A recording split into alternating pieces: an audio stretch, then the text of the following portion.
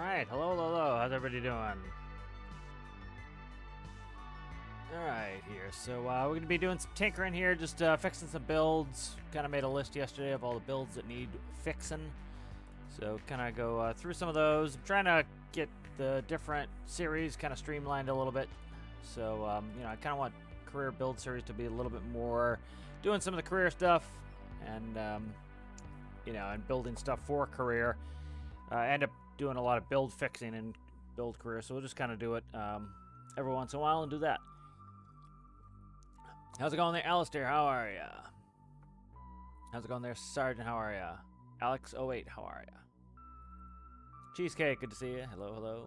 All right, check. Make sure that Twitch is also connected. Yep, looks good. Okay. All right, so just gonna work on some of these builds here. I made a nice list of all the little things here and there. Like yesterday was kind of tough, like trying to run the crane. Stuff wasn't working right. Some of the train stuff was not working correctly. So let's get the mother bin in here first. All right, mother bin's a quick fix here. This is going to there, and then this needs to go back to there, and that's done. All right. Something that little was quite aggravating yesterday. Alright, good, and then I want to save a backup of this.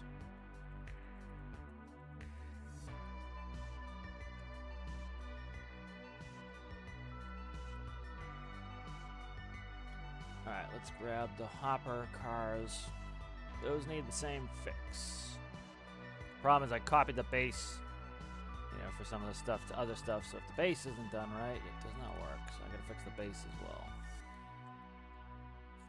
This one I might be. Let me see where this one's connected here. Okay, where is that? Okay, that's got to go there. All right, good.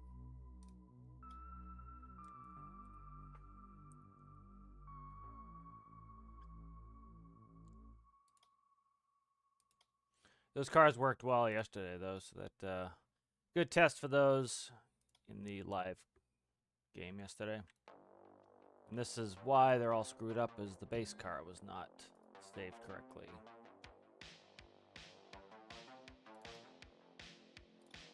Alright. Alright, let's go to my list and we'll see what's needs doing there. Mother bin is done. We can cross that off the list. Mineral wagons, that's done. Hand valve ore wagons, I'll look at that in a little bit. Extra funnel on auger and the mother bin. Still haven't decided where I want to add that yet, so kind of hold off on that. Doing 2 on the sides is probably the best thing. That way it can still be omnidirectional. So let's try that.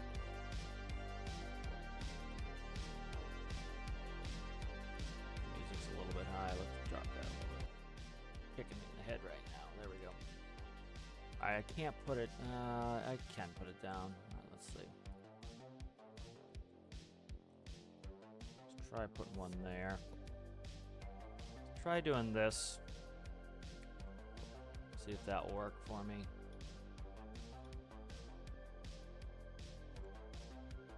Test that out at some point.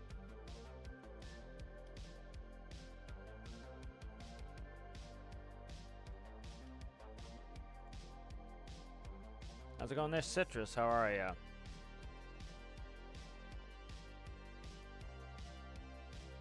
Oh, nice. Gonna go work in your car there, Alistair. Excellent. Alright, let's see what's next on the list to do here. So that's done. Extra funnel on the auger, the mother bin. Had extra funnel on the trailer. Let's check that out.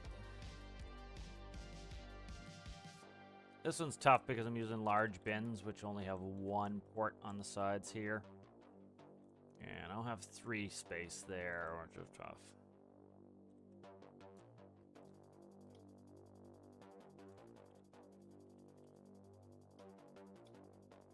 Yeah, that's definitely too big to... Is that 5 banger? 5 banger.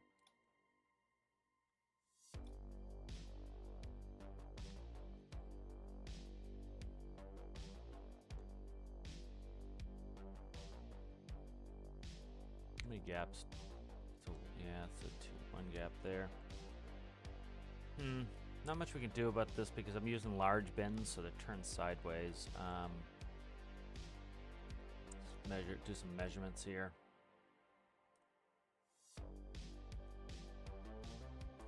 Alright, what's that? That is 50. 50 by 9. 50 by 9 by 5. Was it 5? That looks like 5. 50 by 9 by 5. 50 by 9 by 5.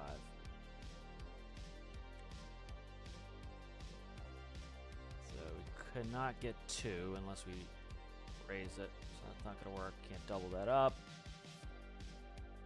Let's leave this for now.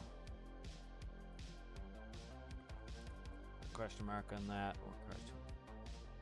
Okay, ore cars. Let's get something on the ore cars need doing. These have 3 funnels on each of the side, but on the underdumps they only have the singles. So let's go like that on the bottom 2 there, and then where are you connected to, sir or madam? Right there. Alright, and then this is, let's label this. Alright, there we go.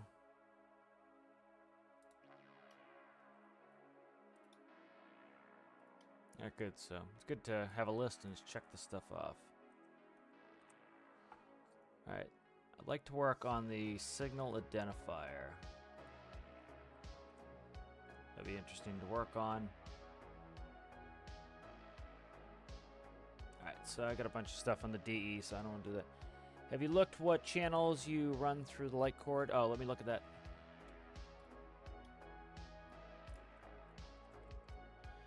Let's see. This is probably, I'd say, the most recent. So, light cord, let's see.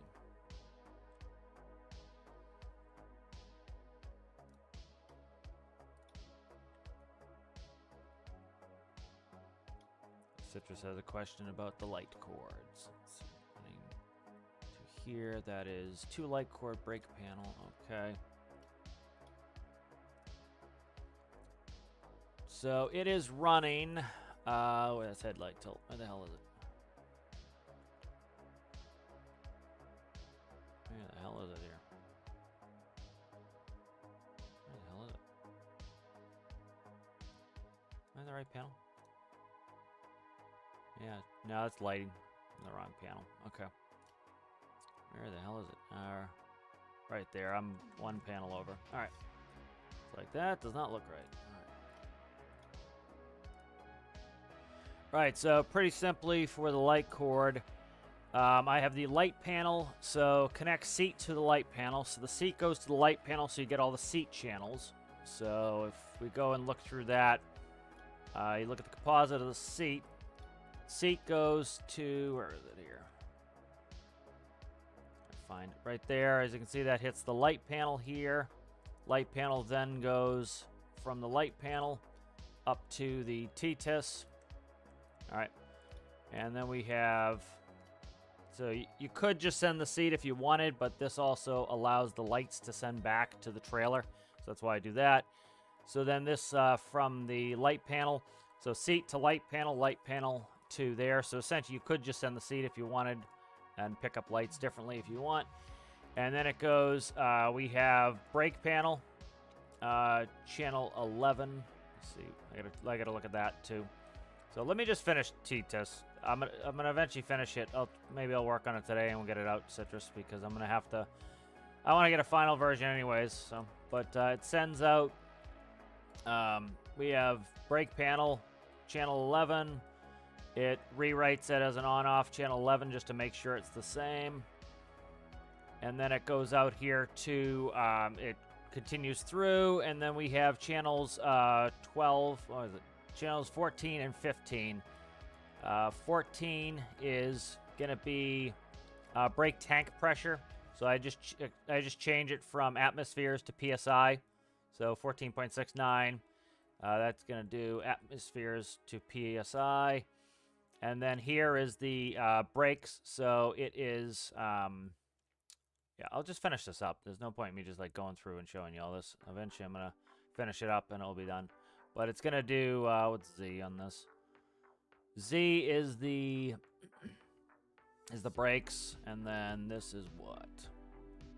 That's this is the trolley brake.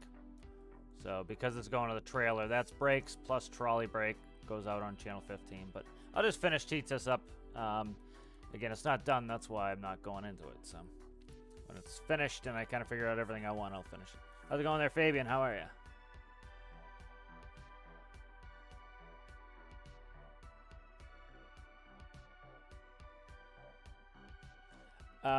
Let's double check it real quick. Yeah, so 11 is the release, is the parking brake release, yep. And then you essentially have your, this is showing your brake pressure.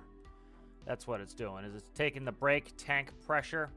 Like, I might rewrite T-TIS to actually have real working active air brakes, which is what I'm thinking. That's why I haven't gone back to it. So I'm likely going to make it more like the T-BIS system for trains, where the brake pressure actually works how it should. So that's why I haven't really gone in T-TIS. So, you know, you're just probably going to have to do it again if I redo some stuff. That's why I've kind of taken a break on that, is to see what the dealio is. Let's check this, continue on doing what I'm doing here, and let's grab this. Let's see what the hand valve's doing.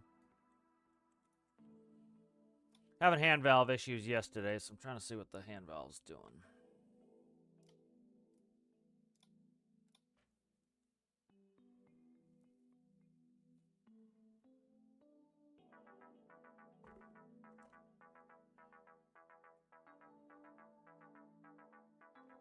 I might redo the way I do the hand valves too.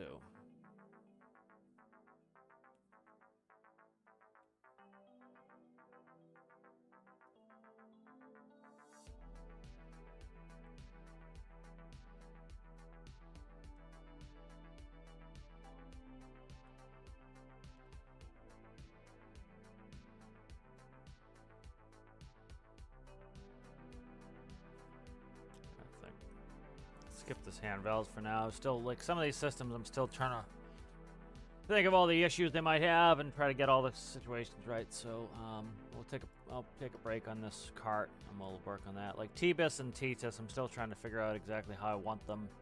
'Cause I think I'm gonna go back with T-TIS and actually make the brakes work more realistically. So let's grab the crane. And then I actually made a sub list for the crane because that one had so much crap to be done. Alright, so let's look at the crane. So we had an electrical problem with the magulls. Let's figure that out.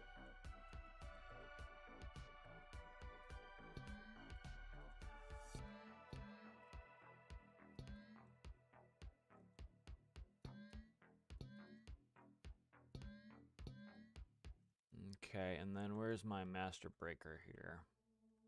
Do not see the battery anywhere. There it is. Nope, that's not the battery. Where the hell's the battery? Right here. Which side's battery? Battery that. Okay, here's the master. And then where the hell are the magulls? Right there. Okay, that's plugged now. So that's done. Electricity for the magulls are good. Demerge supports. So I have the supports. As you see, they're both blue. So they need to be demerged. It's a pain in the ass to demerge them. Let me see if I can get these demerged. So I merged them together. It wasn't the best idea. It's certainly causing more problems than it's fixing. Like by having them together, gives them a little bit of strength, but it's causing me more problems. So that it's solving certainly. So let's demerge these. That one I don't have to demerge both of them. I'll just do the backs, and then the fronts will be independent. Yeah, like, so my thoughts on T-TIS is the way the train brakes work is much more realistic.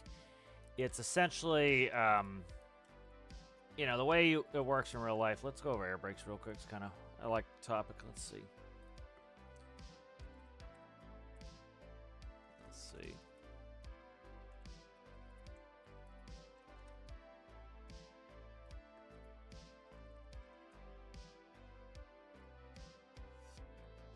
Alright, let's look at some air diagrams for air brakes.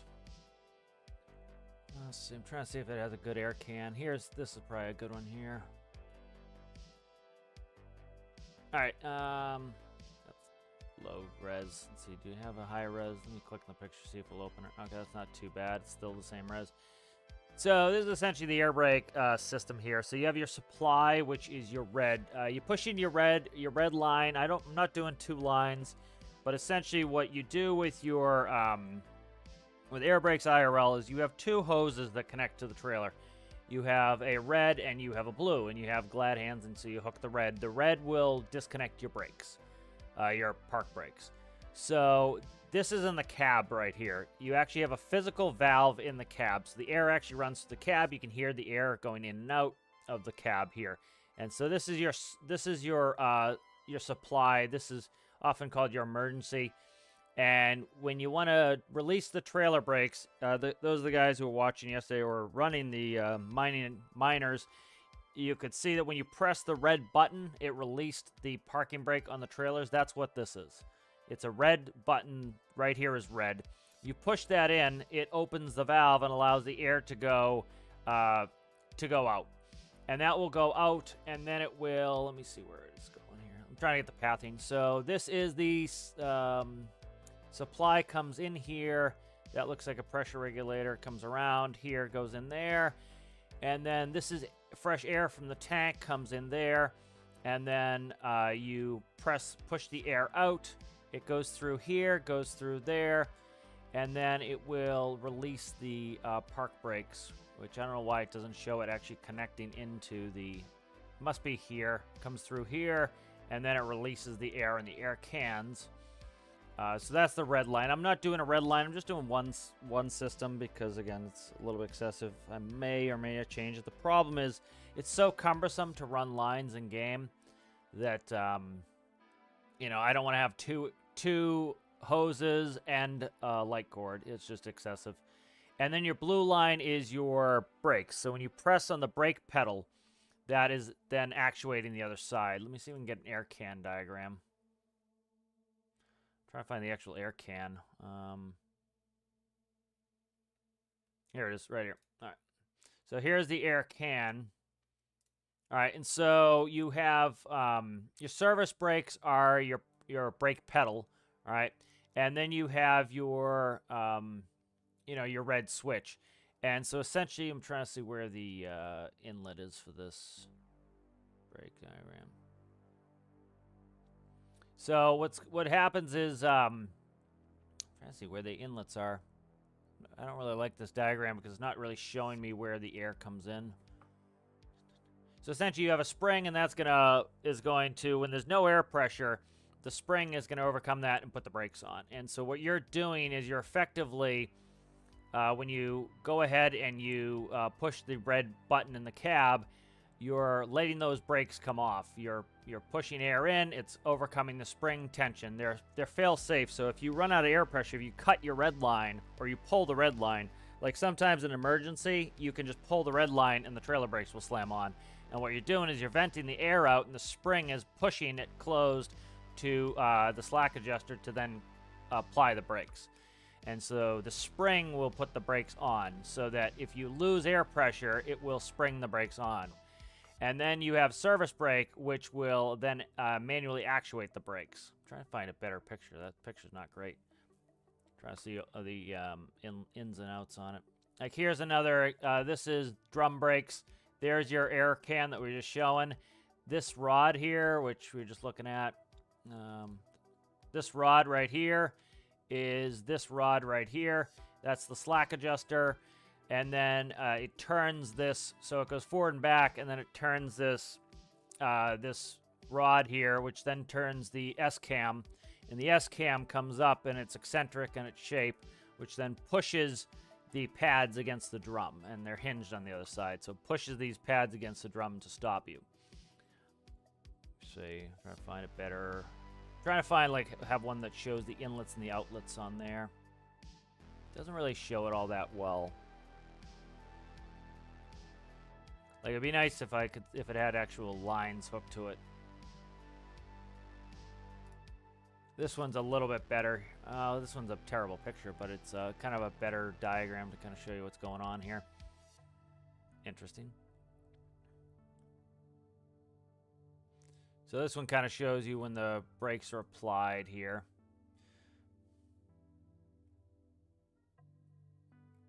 So let's see. So there's the inlet port for air. Here's an inlet port right there. There's the diaphragm right there. Return spring.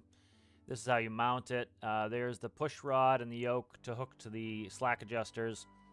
As you let air in the diaphragm, as you can see, it's compressing the spring, which pushes the push rod, and that's how you apply the service brakes. And then on the other side is where you're going to have, you put your red air in, and that's going to push it to release the brakes. So this is brakes on, and then pushes it, brakes off. All right, let me get off this diagram for a little bit. So, like, the way that I'm trying to set it up is essentially, so TTIS currently is faked. What I'd like to do is do what the train does, which essentially the problem is it takes up a bunch of space. And so, a train, you have plenty of space. You start getting down to tractors, especially if you're making smaller air tractors and stuff. I don't want to make the brake system too big. And so the way that TBIS works is, let's look at that real quick. We got TBIS right here. So the way the air brakes work in the train is much more realistic. So the air comes in here. It goes through this valve. It goes all the way through. And it goes into a reservoir tank. So this is your reservoir tank, right? Res tank, reservoir tank. This stores your air pressure, right? So when you want to apply the brakes, what this will do is then it will open this valve, and it allows the air to go into the brake chamber, which will apply the brakes. Then when you release the brakes, so it lets the air in at a certain rate to apply the brakes, and it closes the valve. So there's certain pressure in here that will apply a certain pressure of brakes. So you can put on a little brakes or a lot of brakes. Then when you release it, it opens this valve and it vents the air out. All right, and whenever this drops below a certain pressure, it will pump more air in there to maintain the pressure. So that it lets air out of here, applies the brakes, vents the air. And then this resupplies it with fresh air. And so that's how it works IRL, that's how it works here. And then the pressure can continue through to the next car. So it goes right through to the next car, and all the reservoirs are connected. So because the reservoirs are connected, the locomotive will pump the air in, keep all the reservoirs pumped, and then they should theoretically be all at the same pressure because all the valves are open. So all the pressure in the lines and all the pressure in the reservoir is the same. As the pressure drops, the locomotive pump turns on, refills the system. That's how it works in tractor trailers. You hook multiple trailers, same thing. But you can see it's pretty cumbersome. I need a valve. Actually, I don't need an inlet valve. I need it on the locomotive, kind of. But I could get away without having a valve in the tractor. But I do need a reservoir tank. I need a variable valve going to a brake can, and then I need a variable valve going out. And so that's reasonably big to be putting into a truck. So I still haven't decided if I want to go back and do that. Now, let me quickly catch up on chat here. Oh, you working on a Suzuki Carrot? Lovely. How's it going there? Flat Grimace, how are you? Just tinkering, working on some builds. I got a bunch of builds that need work.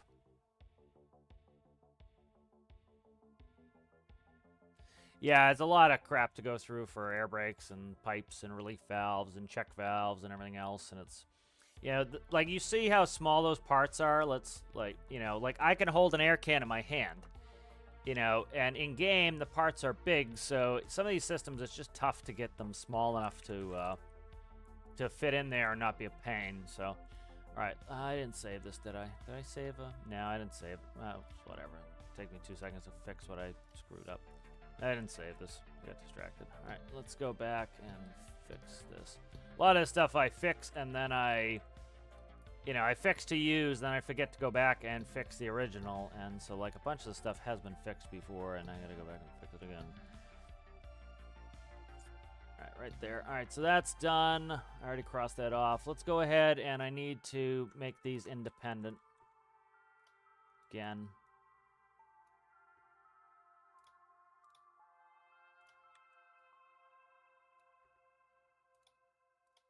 This was causing phantom physics because they were trying to be joined. All right, let's see. I should be able to just grab... Where are you? I can't see you there, guy.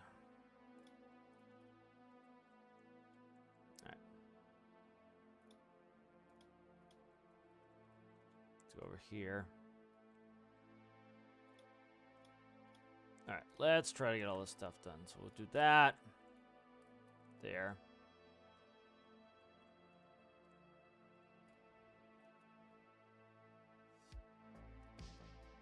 Alright, that should be all joined now.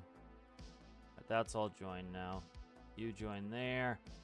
You join there. It adds 2 more subgrids, but now all the legs are independent, so that's better. There was a problem where there's a phantom force going across here. It was interacting with a tire, so I get that fixed. All right, so these are a problem. These cameras are too high, and so when the cab rotates, it hits the cameras, and it was stopping me rotating the cab 360. So that's an easy fix. We just cut those. I should have to move just down 1, and we should be good to clear them. So that is not the end of the world there. So that's cameras instead of mirrors. I have monitors. I theoretically could drop these down. I will drop these down just so they're on the same level.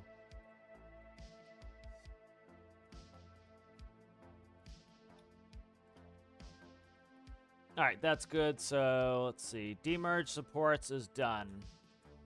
All right, the next one was a big pain in the ass yesterday. I had to have Alistair run around and constantly disconnect my cable because this is supposed to be sending an on-off signal through this cable. It's supposed to be sending it to this here and then there. So this is going to there. That's correct. And then I think, yeah, it's the logic going into the box. So we got to figure out the F1 box essentially. Where is that?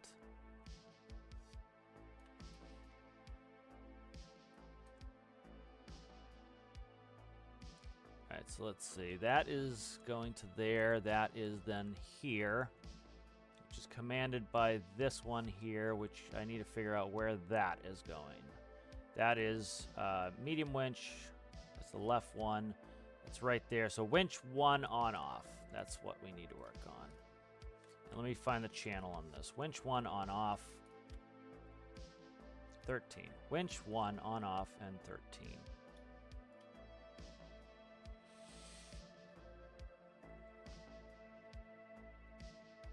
All right, winch 1 on off right here, 13. So we pulse that. Is that the drop? Stand by.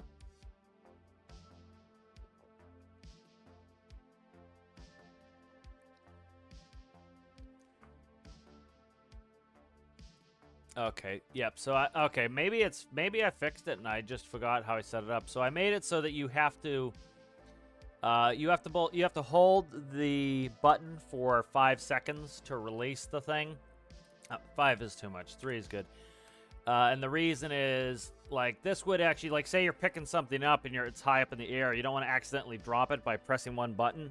By holding that button for 3 seconds, it will then drop. So you have to deliberately want to drop it. So let's try that and make sure that's working. Because that was the issue. So I think it's just I changed it and didn't remember what I changed it to. Hopefully it supports. Yeah, we have plenty of space. All right. All right, so we're all attached now. Let's go ahead and let's click on.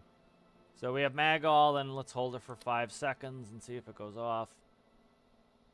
Okay, good. So that was actually working fine. I just forgot what I put in there. And then the cameras are still all good. All right, good. Why, that's a different color. I gotta fix that. All right, so that's good. That works. It's just mostly an operator error there.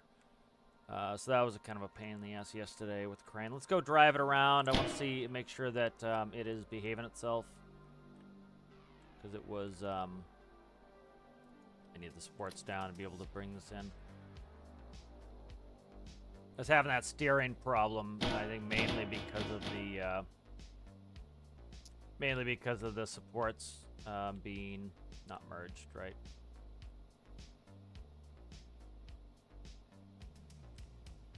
Let's get that merged up.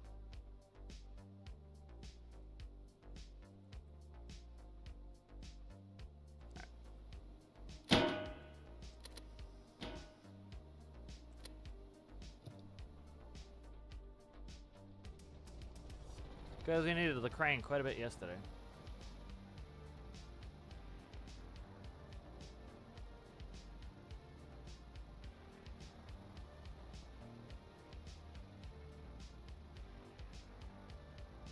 Alright, so steering's working fine now. Yeah, I think it definitely was an issue, I think, with the supports, and I think those are fixed now, so that's good. Alright, good. So I think most of this crane's good. Don't really like that color in this panel here, so let's do that real quick.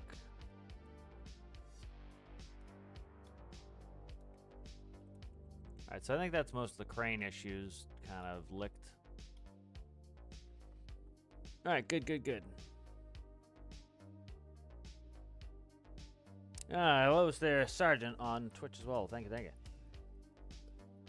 Exactly. The crane is unfortunately the most important part of multiplayer sessions, so it's important to have that. Alright, so mobile crane, let's cross that off. I got pretty much everything done on that. So, oh, come on. I keep trying to like highlight mobile crane in the thing, and it's annoying.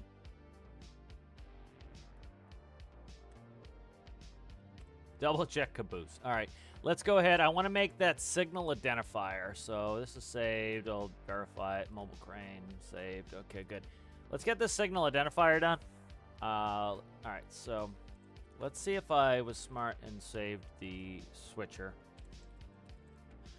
All right, that was, yeah, that was the 8th of April, so that was recently. So it should be 440. That's got a 60-second auto reswitch on it. All right. All right, so it's channel 440. And so essentially what I want to do is on-off on 440 and see what that does. So let's make a new thing here. Let's save it as the screw. Let's see, track, switcher, signal, identifier. All right, track, switch, signal, identifier. All right, so essentially what I want is let's do, God.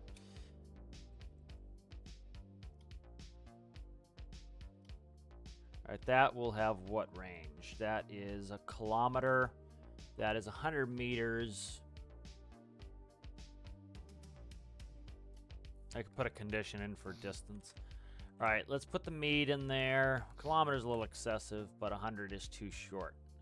Kilometer's all right, I guess. All right, so let's do that.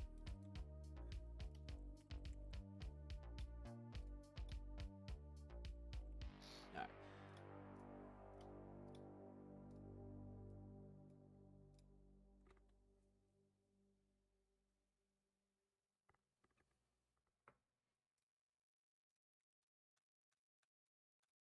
Let's see, Radio Freak. Okay.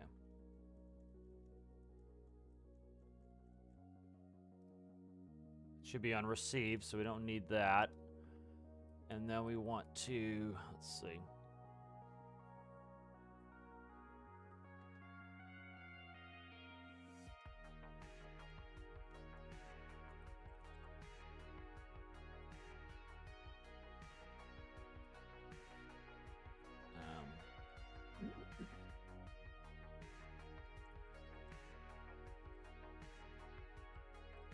All right, and so let's see.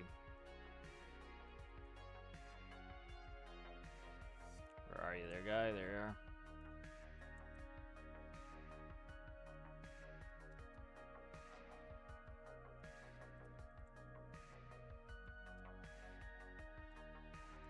We may not need signal strength, but it's something we can use here.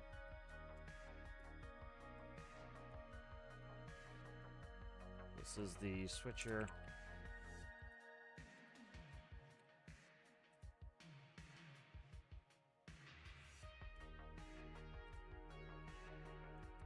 Oh, Christ. All right, so that's the Radio Freak there. So we're going to be reading this, and I want to see if it's on or off.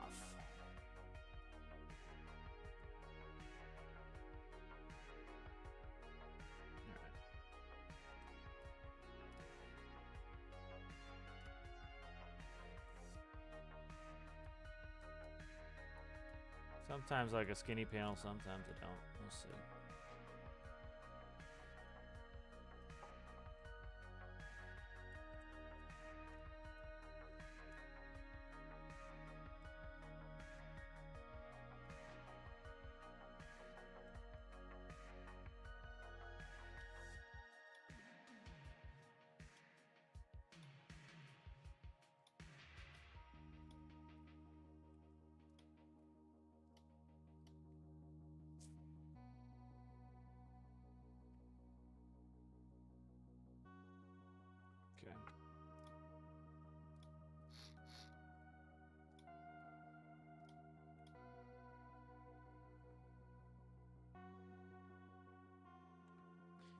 Might not report it out properly, but I'm gonna try to see if it is or not.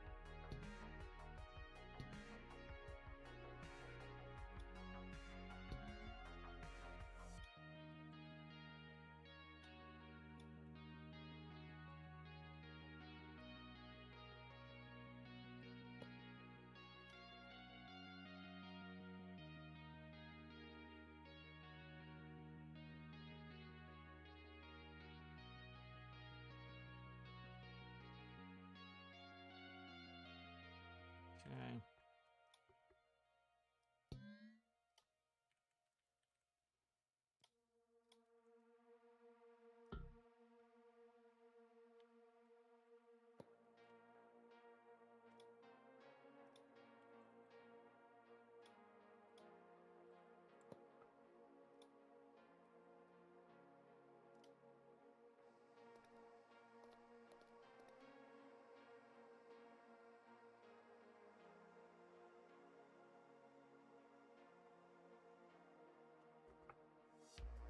Let's see what's up.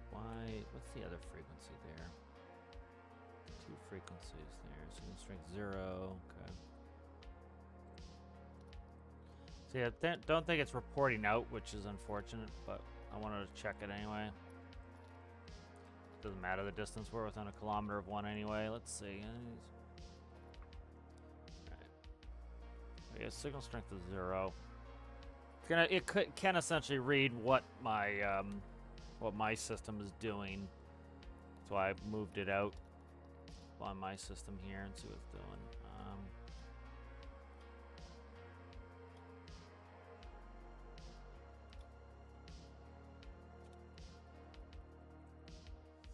So ideally, I would like it to. I just want to read the direction, but it might not work the way I want it to, unfortunately. But we'll see. That's gonna transmit. Do we have a transmitter node on there?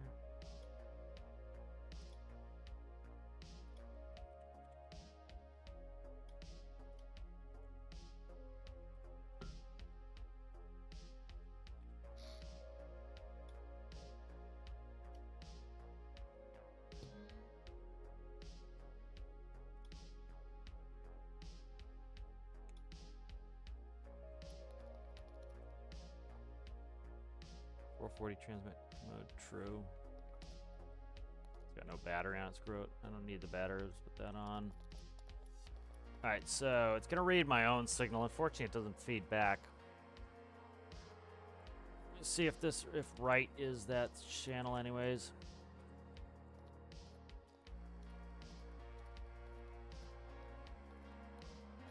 At least I can make a visual icon on the train that will show it out. What I wanted to do is be able to read far away whether or not they were switched or not, but I don't think that's going to work. Because they're not transmitting out. They're receiving only.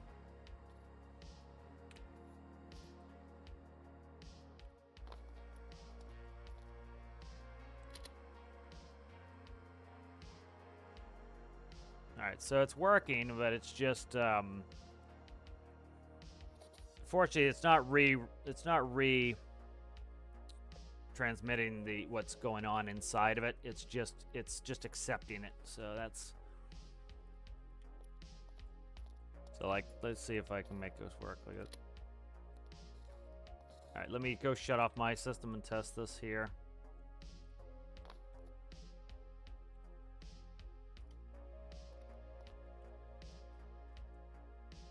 Yeah, it's coming up, static up the mic.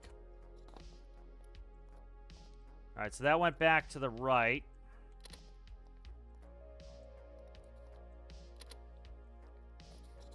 Alright, yeah, so that's not going to do it if we manually did it. So it's going to show the current state of what you've put in there, which is not helpful.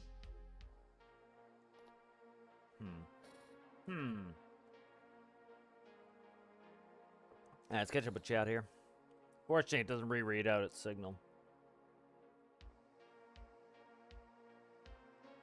How's it going there, Fenris Lord? How are you?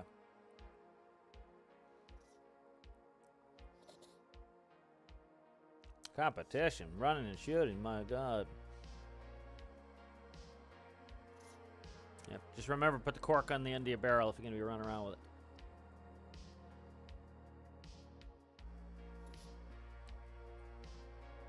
Yep.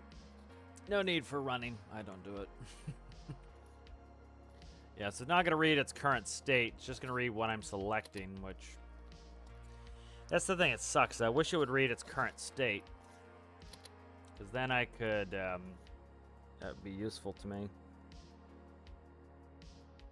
trying to think, is there any way to interrogate this? I don't think there is. Let me see. There's got to be a receiver under the map. Maybe not. Yeah, I don't know how they're running these. Ugh, they got old logic under here.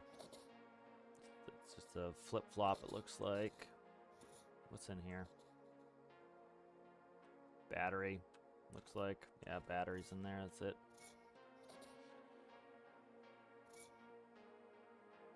I was trying to see if there's something I could do. Okay, so if your controls are over backwards, right, it's because you're in the map.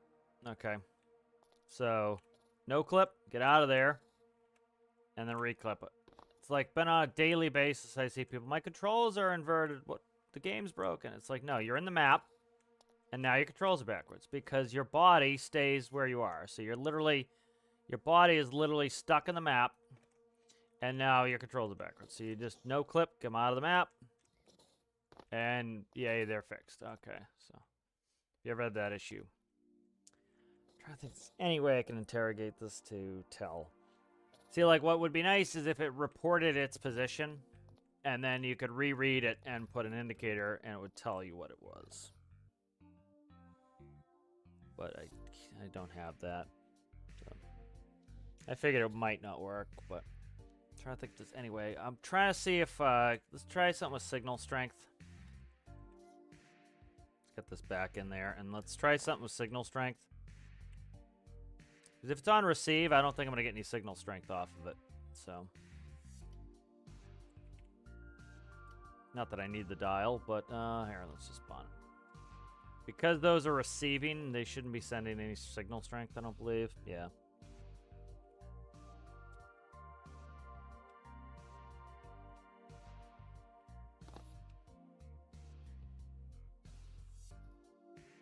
I wonder what the hell the second frequency is all about.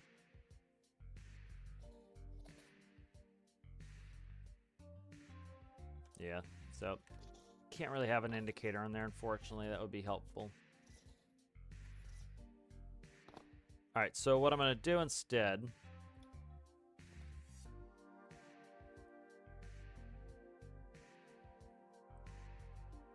No, let's not do it right now. Let's say screw that. Let's work on the DE6. That's unfortunate. Can't really do that how I want to do it.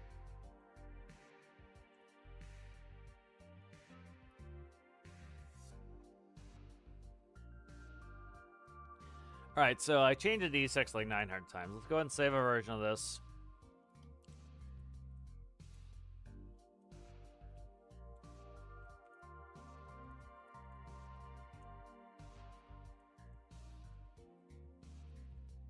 Okay. So, like, the way that I would want to do this is I would want to do an electrical draw, understand how much electricity we're using, and therefore we know how much we need to make. The issue is the only way to do that is with a battery, and the problem is it doesn't just read out the charge, it is giving us power. So the battery screws this whole system up for me, frankly. Let's see where we're at here now. So, like, this whole locomotive runs off this one small battery. I've got the second one for the systems, but we don't need the second one for systems here. I'm going to actually take it out. What are you? What is that? Okay, that's windows. No, it isn't. That's doors. Okay.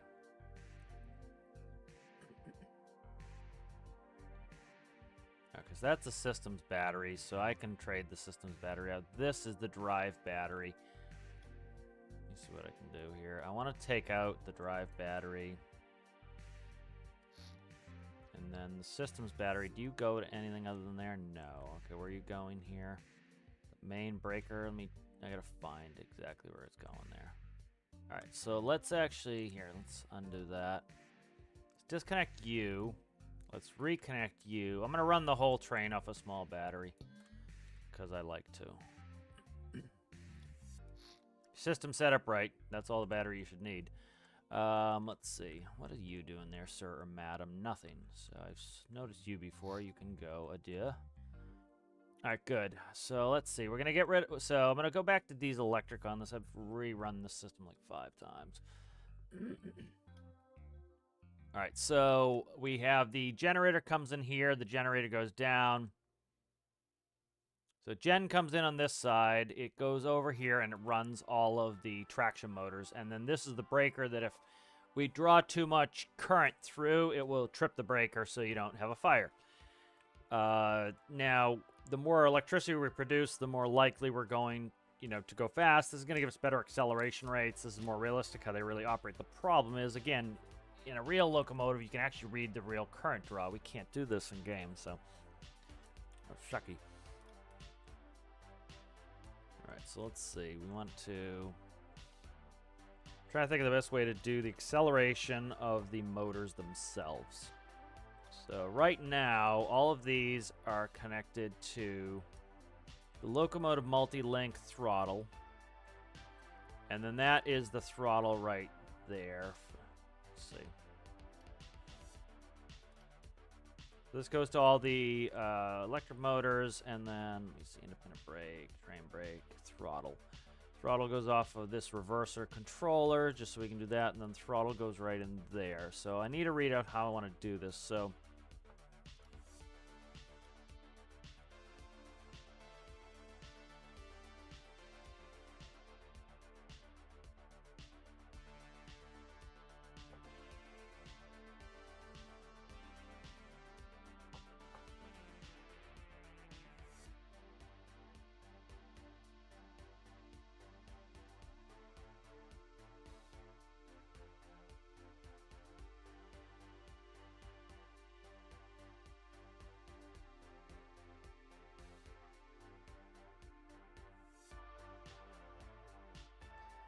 So what we could do is do the throttle run off of the amperage.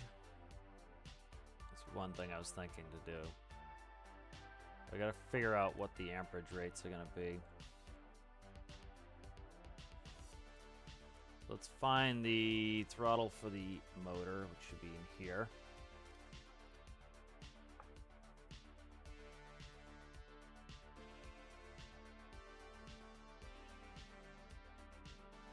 There you go, 9.5 max on this.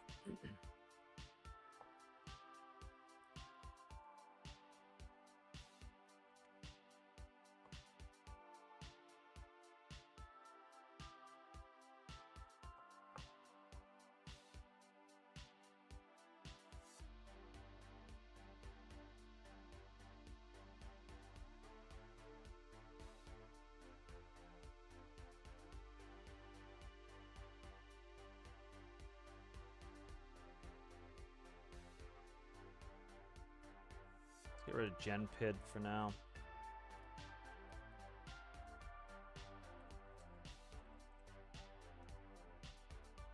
Find that. There. Okay.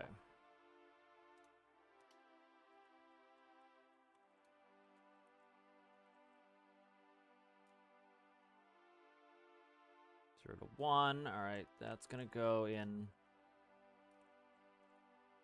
to there. The reverser here is fine. Run that as 1 as well for acceleration rate. So essentially it's going to run the acceleration rate now. Let's go ahead and go to put in x times z. Okay. And then what's my idle here? My idle is 3.5. Let's cascade these so I can see what I'm working with here. It's kind of an ugly cascade. That works, I guess. All right, let's see. Let's do that. 3.65 is engine idle. Let's see if I can knock that down lower. Let's go 3. Start a cutout. Why is that so freaking low or high? Let's go 2.5. Clutch engagement. Let's go greater than.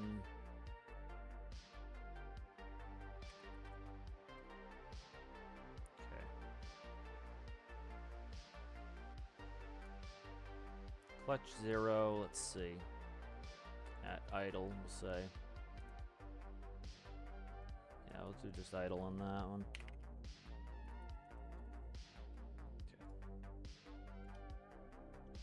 All right, so now the battery is, that small battery's powering all the systems. We then have, I'm going to be moving the throttle. The more the throttle goes up, the higher the acceleration rate I'm asking from my electric motors.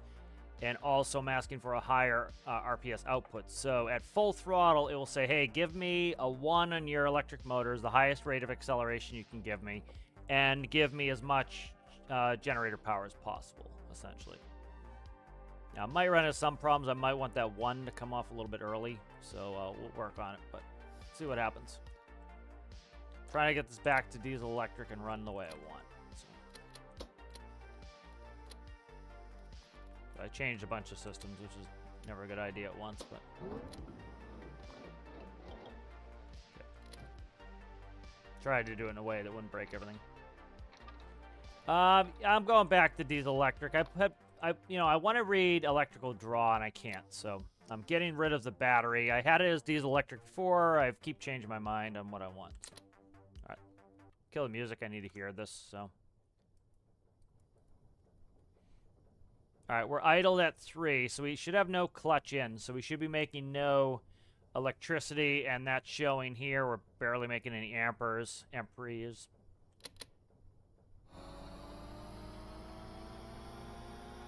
If electricity's on, that would be why we're having.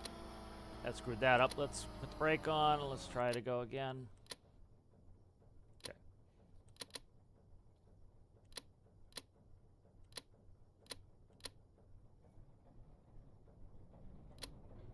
There we go. That works much more realistically now. Until we get the engine revved up, we're not getting any acceleration.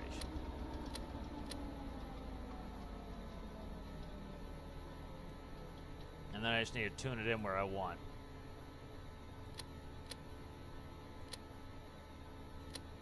And then this is giving us momentum too.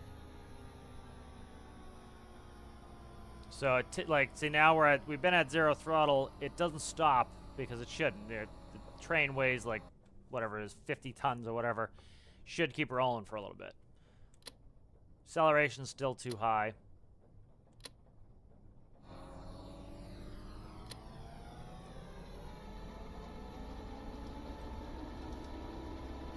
And so, like, it needs to, the speed is based a lot on how much power we're able to generate. So we're setting the acceleration rate there that we want a battery of 1, or a electric motor of 1, which is mostly acceleration rate. But we're also dictated by how many amperes we're making. If we don't make enough power, we're not going to be able to run it, like, you know, at max.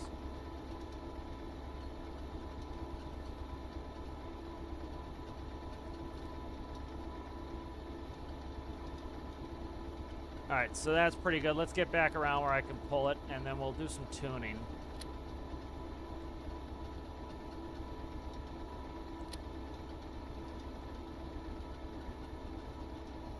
So see, it has momentum too. It doesn't want to, like the loco doesn't just stop. You know, so see, it wants to keep rolling, and then so you actually have to add brake if you want to stop. You know, quickly. All right, so we just need to tune this in a little bit. All right, and then I'm trying to see. So that's reasonable there. Let's go ahead and let's try to tune it in with actual gearing. So that's 3195. Let's go 3131. That will cut down the maximum number of amps we make because we're overstressing it likely. We'll see what it comes out to. Trying to stress the engine out to get the RPM down. I can also, you know, if this doesn't stress it out enough, what I can do is just manually put in a smaller max RPS value. Keep saying RPM. Gauges in RPM, the actual values I set in the microcontroller and RPS. All right.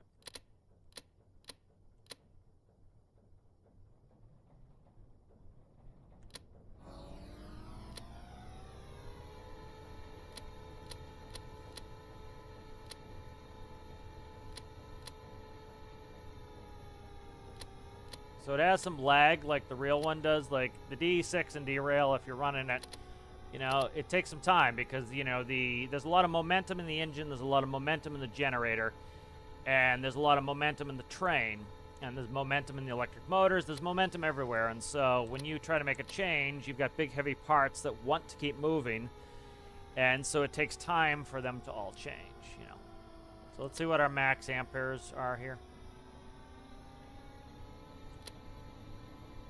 All right, so you see I've really stressed out my engine. We're down to, before we were up to like 8 RPS, we're down to 3.5. So this will help with fuel efficiency, but that's you know, a lot lower than I want. So that's like 690 S-watts right there.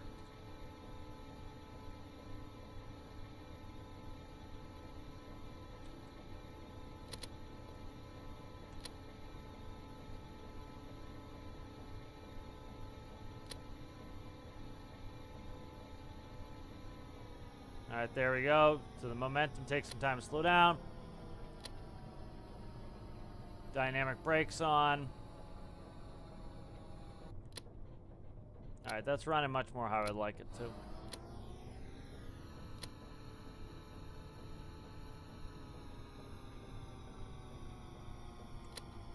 All right, sounds good. It's nice and low. It doesn't sound whiny.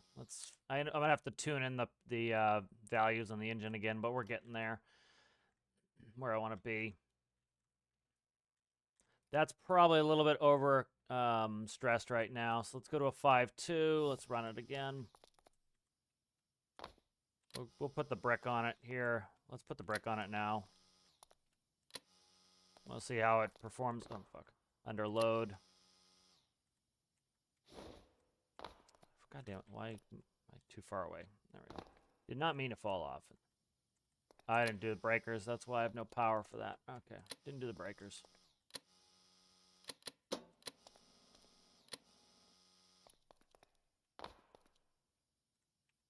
Oh, stop. Let's open the door.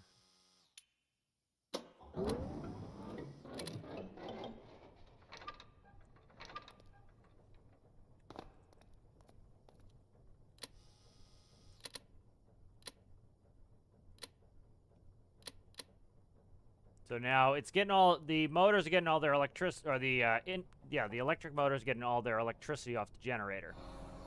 So it takes time for that motor to spin up, and that's why you get that lag in locomotives. Is, you know, you're not getting any power out of the generator because the engine takes time to spin up. It takes time to get the generator spun up, and then it's starting to give you the amps you need to get moving.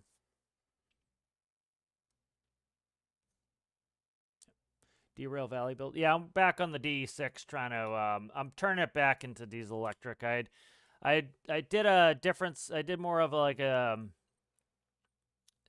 was a diesel generator system, and then now I'm going more direct diesel electric. I'm going back and forth, and so I did diesel electric, and then I didn't like the fact I couldn't read my electrical draw, so I'm back to changing it again. Let's put the floppy dong on here. I need to save a version of the brick with floppy dong here.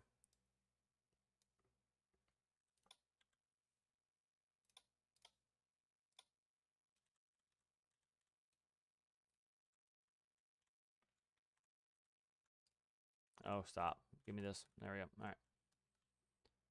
Where's the red portion of this? Did I screw up the red portion? Yeah, the red portion got screwed up. No, it didn't. That's weird, man. Look, see where the red portion is? It's right here. That's friggin' weird. Whatever. What are you? Let me check the brakes here. I forget. Okay, no brakes. Good. We're good on that. All right.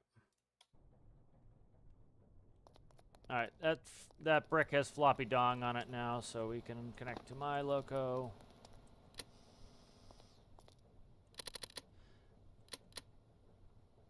But this is a much more realistic system, but it's, again, like IRL, you'd be able to read the electrical draw. And I can't read the electrical draw in-game. So, like, you got to throttle way up to get that motor spinning. I'm going to tune the PID so it's a little bit better. But, like, that's how you do the locos IRL. That's how you do them in derail. You give them you got to give them a kiss of power, and then you need to, and then it takes a second. There's some lag time on it, as you know, because you're spinning. You're telling the diesel, "Hey, spin up." Diesel spins up. Then the generator needs to spin up. It needs to send the electrical current through. So you're asking for electricity, but you don't have it yet. So there is some lag time on it. And then the diesel generator is still spun up, and so it takes some time for it to stop producing that electricity. That's why you, like, even though you go 0 on the throttle, it takes some time. So, like, now we're asking for a lot from our motors. And now the diesel generator is starting to make amps. I gotta change the system a little bit, but.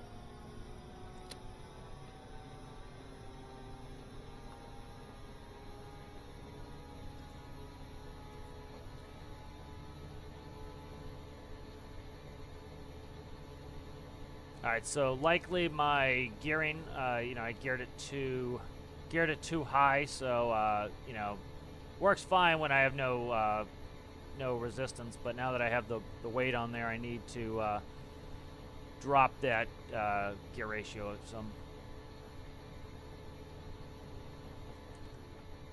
Okay. What is that about? I gotta retune this whole. I need to redo all the PID tuning on the engine anyway, so let's get into that. But systems are starting to work right, so let's go back to where we were. 9.5, I believe. Let's run that for now, and then I need the PID tuner back in. I don't know why I keep doing it that way.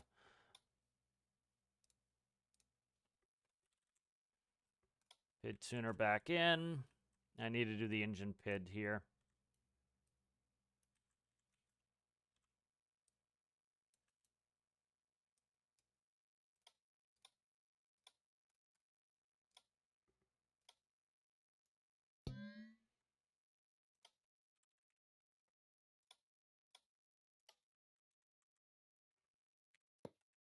Okay.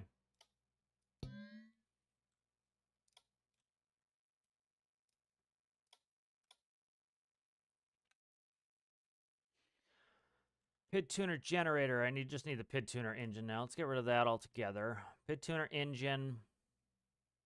Engine PID right there. Okay, good. We're good there. So most of this stuff can. I'm gonna put an alternator back on there for just general power generation for the vehicle itself. But that's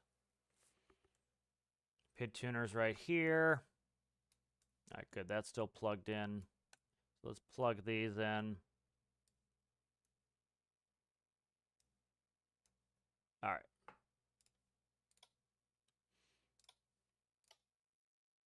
And that's engine PID right there. Goes there. And then we need the composite to go back in here. For the PID tuner engine. All right, let's work with some numbers here. Get this tuned in correctly. So we should make quite a few more SWATs now that I fixed the gearing on this. Let's go to a 0.18 on that.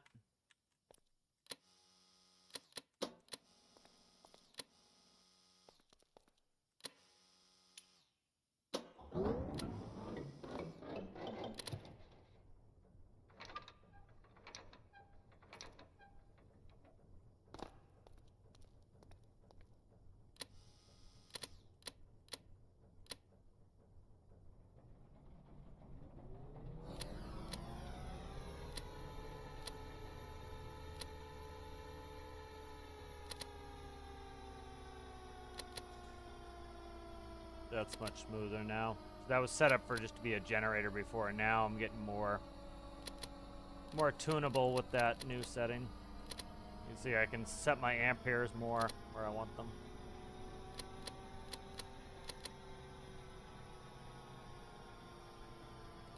Could also make the system where I dictate how many S-watts I want, and it automatically controls the RPS for the S-watt, desired S-watts, but this essentially just does the same thing, just from a secondary way where it's controlling the engine speed, which gives me S-watts. So, a couple ways to do it.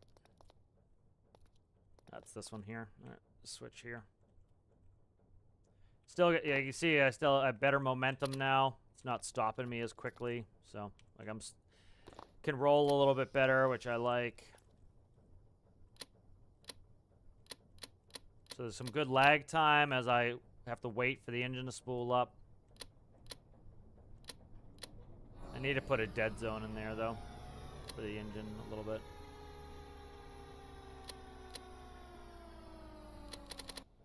Okay.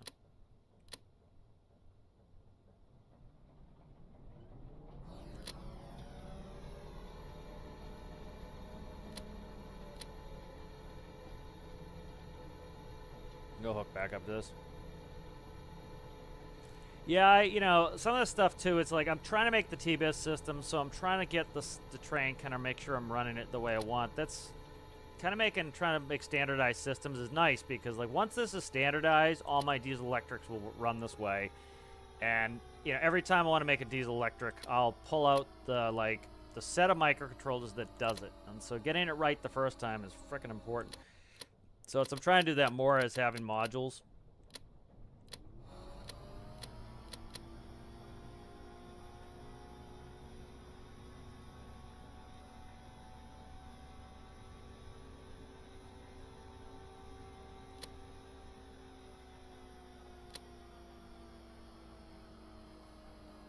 So I see it has good momentum. I've already gone throttle 0. It still feels like it's a big heavy train with a lot of momentum. You got to shut the throttle quite a ways away. It's going to roll. That's one of the things that I want it to have, you know.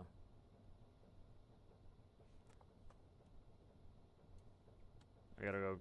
This floppy dong's not does not work as well as mine, so giggity. So I got to do this. There we go. All right, good. I do like being able to manually connect the cars, though. That's something I really like about this system. All right. So there's some lag time as you're asking the engine to spool up. It's going to start spooling up, which starts to make electricity. And then as you make more and more electricity, you're going to go faster and faster because you're asking the motors, hey, give me an acceleration rate of 1, and it just can't produce enough electricity yet. All right, so I got to fix this. Let's go.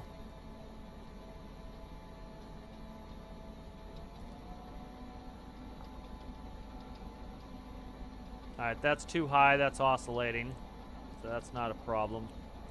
So what, again, I'm going to do an overshoot method here. You get this low, so it stops oscillating, and then... Alright, so there, let it recover from the oscillation. Right, go back to where I was, 0.18. So what I'm going to do is I'm going to do the same sort of overshoot method that I do where I tell it I want a much higher RPS than I really want. That cuts out the oscillation. Like somebody put a comment in one of my videos, oh, he finally used the I value. Yeah, on a generator, I'm going to use the I value. Again, it's part of the basics tutorial. You don't need it for engines, and you're going to have so many oscillation problems. It's better to just leave the I value out for a lot of these applications. It's just counterproductive, you know. And it's going to confuse a new player. That's why I leave it out a lot of times. It's not worth it. You know, and still, for most of my motor stuff, I'll just run a p-value, and that's going to work better. Like, the oscillation came in. The other way to get it up artificially is the I-value. Good chance of throwing some oscillation in there. It's not worth it. I don't need it.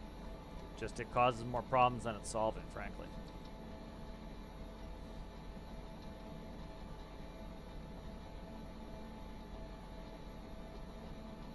Right, so you see we're just at too low of a RPS value there, so that's what the current issue is. So that's easy enough. I just have to. I like the 0.18 number. It's low enough we don't get any oscillation. And then I'm going to just do a big overshoot of much more than I want. And I got to put a dead zone in here because when I move the throttle, I have to go all the way up to essentially what it's doing. I'll show you in a second. I'll just bring it in. So essentially what's happening here is when I put the throttle in, it's doing a multiplication here. So it's the throttle times the max. And so it'll be when we're at full throttle, it's saying, hey, I want 9.5. All right. But the problem is when we're at 0.1, right, it'll be 9.5 times 0.1, right, a tenth of that. So 9.5 times 0.1, right, we're at 0.95. The problem is it's going to idle at 3. And so until I get to whatever 3 is, let's see, 9.5 divided by 3 is, I need to get to 3.16. So it needs to be, let's see. You know, so I need to get up to 0.31 on the throttle. So until I get to 0.31, it's doing nothing. So essentially, there's a couple ways I can do this. Let's see. I could change the way the throttle operates. So let's change the way the throttle operates. I think that's probably going to be best.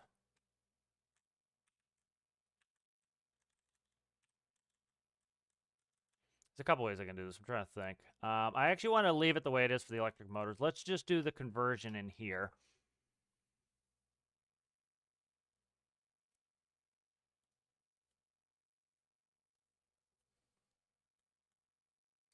So let's go x times z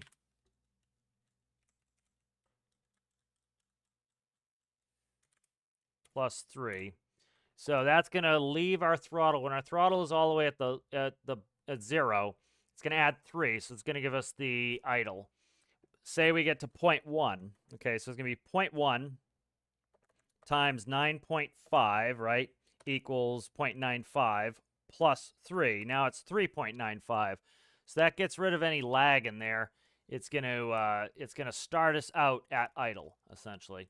So we'll do that. And then this I want artificially high. So we're only getting a 5.4, so let's make this 15.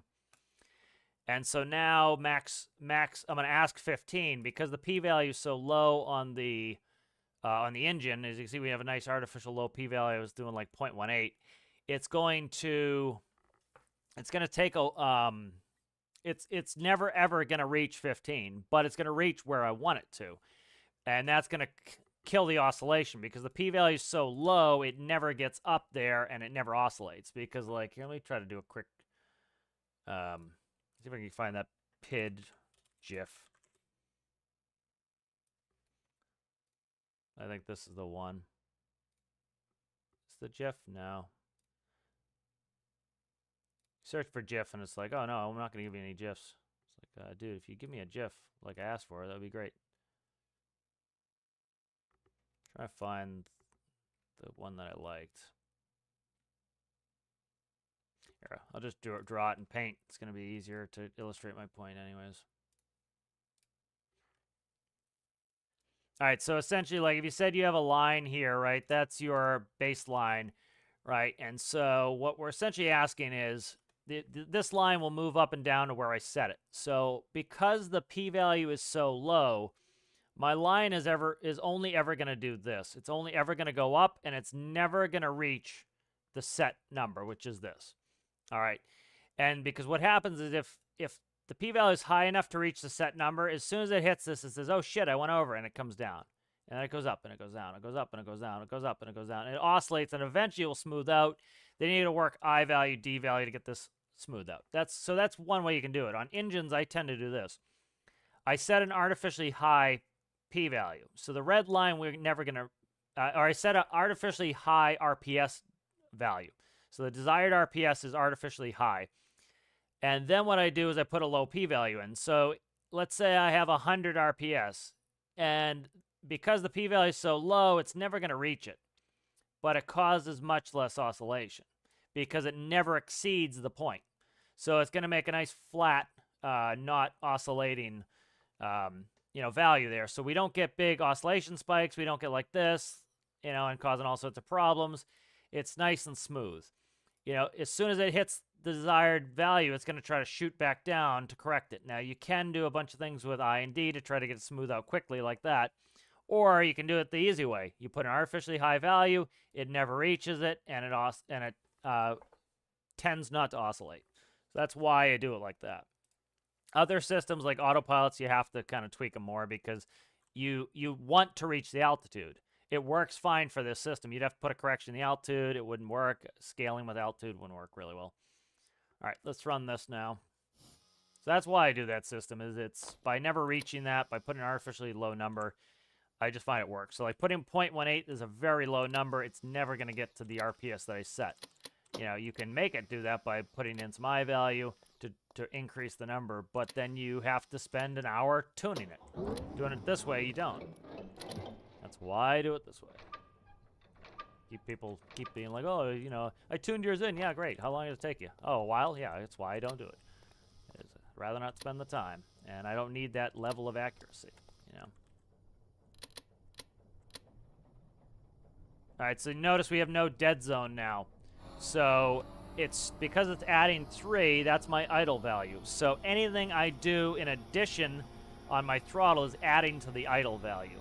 So that's going to bring it up.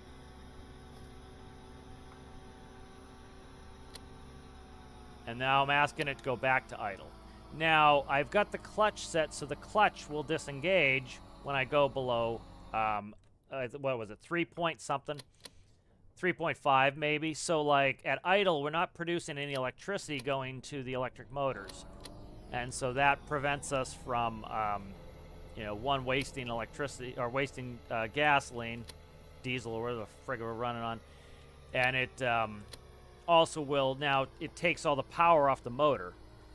So the generator is spinning down now. It's producing less and less electricity, which is slowing us down as well. So.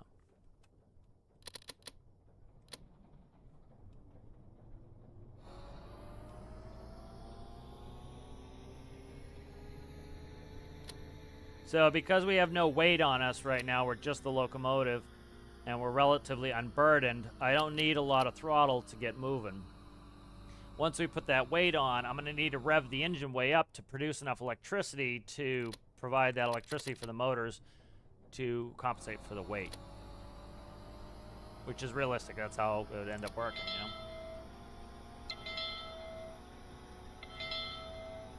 And it gives me nice momentum. So there we go, we zero. Notice we're still moving quite a bit. It's because electricity is still being sent from the generator to the motors. It takes some time for those motors to zero out. So it gives us nice momentum. I like the momentum that it adds. That's why I'm doing it. I got the music off just so I can listen to the engine sounds and everything, because I want to make sure it sounds right and everything else. All right, good, we're connected. Nice.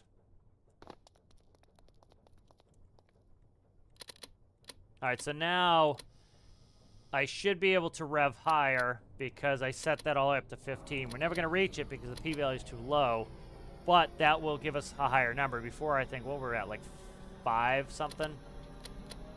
And now I should be able to go well above 5 because my number is no longer 9.5, it's 15. So I put a bigger number in there. Still never going to reach 15. But you notice we're not getting terrible oscillations. That's the whole reason why I do that. So by going to 15 with a low p-value, we only get 8.33, but we get no oscillation.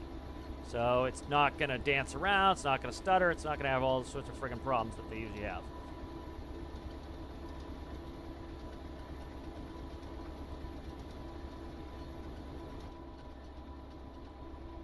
So I like its performance better now. I think this behaves a lot better, more like a real locomotive, so I like that.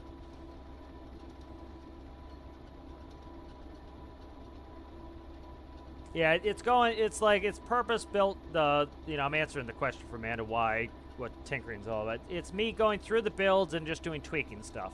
You know, I'm trying to get some of the series back on track where they're doing the thing they're supposed to be doing, like career build series is supposed to be building things for career. Yes, there's supposed to be a building component in there, but it's also doing a lot of missions, and I end up getting into a thing where like somebody might be trying to go watch me do some missions, and then I end up like maybe in 3 episodes not doing any missions. And so, you know, doing stuff like this tinkering episode, you know, my goal is just to fix some builds up. I'm not going to be doing any missions. And then career build series, yeah, I might do a little bit of building, but it's going to be mostly missions. And then the workshop is things I want to get out to the workshop, and it's like solid building one build, not jumping from build to build to build. But this is like, I've already been on like 5 builds today trying to clean stuff up.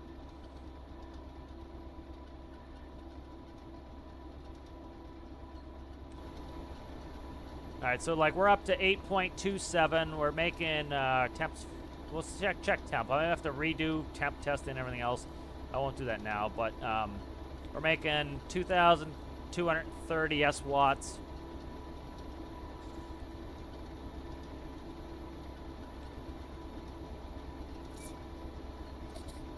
So likely we're making more than enough electricity. Okay, so let's go do a check, because I want more speed. So let's go in the back here, and let's check. That's why I cut a hole here. All right, let's look at our... They should be able to see the traction motors. Where are they? Right here. There's a traction motor right there, if I can find it. So there's a traction motor. All right, so... Oh, Christ. So if you notice, electricity is at 1. We're producing more than enough electricity for this motor. Likely, I think EOS figured it out. I think you need like 250 S-watts per traction motor. I have 8. So 2,000. I need 2,000 S-watts. Probably, I think, is what, something like that. It might have been axles. I can't remember what they did. They did the math. I didn't check it, but, and we're making 22. So what I should be able to do here is let's grab, let's, shit. Let's switch tracks quick. Okay.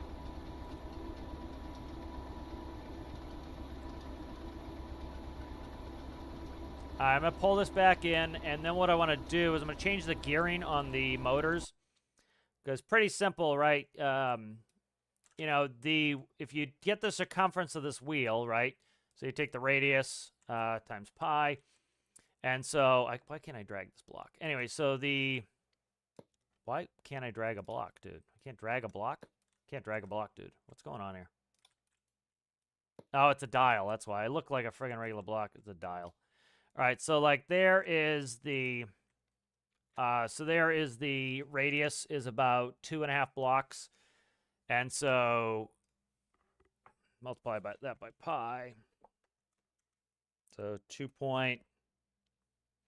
was it half? 2.5? 2.5. I think it was about 2.5 times 3.14. No, that's not right. You get a circumference calculator, make it easier.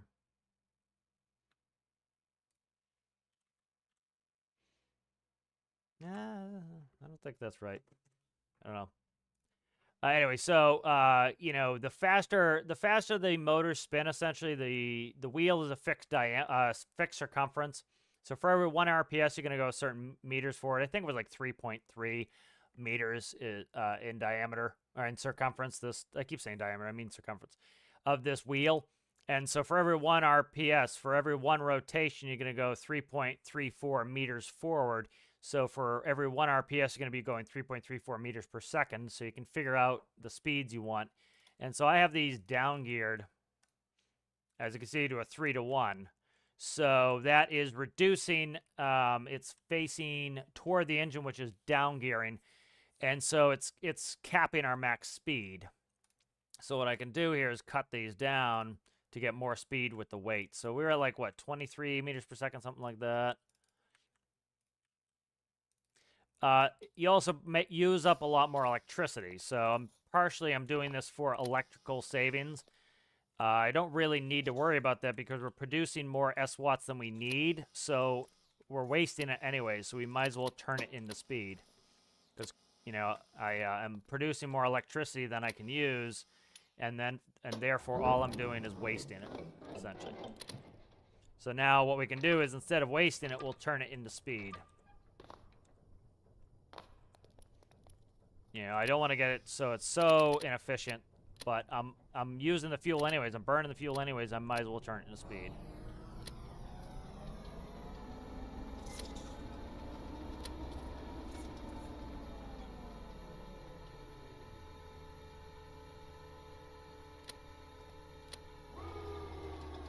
dynamic brake. There is independent brake. Independent brake, dynamic brake.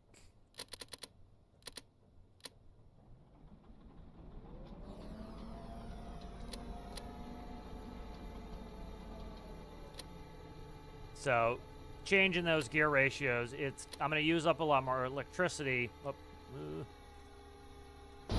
fuck. I didn't get there fast enough. God damn it.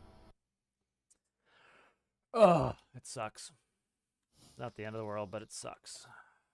Should have shut that off from the beginning. Let's fix this while I'm here. So that 0.18 value works fine.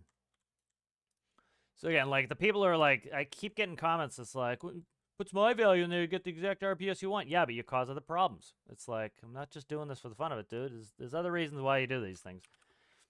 You know, for a generator, yeah. Like, if you notice, when I was doing generation, I have I's and D's in there. And again, you know, I'm making tutorials for brand new people who are going to get overwhelmed and just quit the game. And that's part of the goal, is to not get them to quit the game, to realize that, you know what?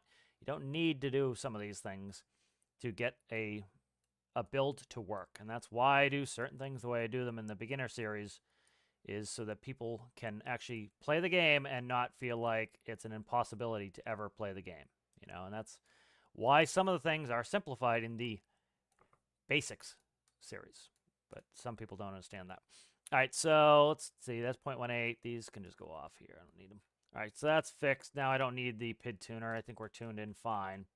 But as you can see, it works. So it's like, you know, I love when people argue that, you know, against something that works. It's like, it works. There could be better ways, X, Y, and Z, but it's like, I also have objectives that are not necessarily the same as that person. All right, let's see. I just pretty much need to recall this. It's all set to go. It's just I need to recall it because of the stupid ass damage was on. I hit it too hard. So the other thing too is, like, if I'm over speeding too much, what I can do is I can reduce the max value of the electric motors.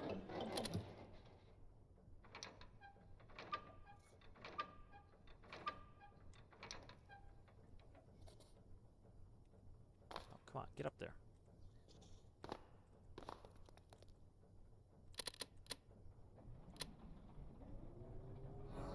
Ignore the turtle on the tracks. I don't want them hurt, but I also don't want them on the tracks. Ah, god damn it. I knew that I needed to do that. I'm getting annoyed here. I'm starting to get overwhelmed by all the shit I'm doing here, and I'm forgetting stuff.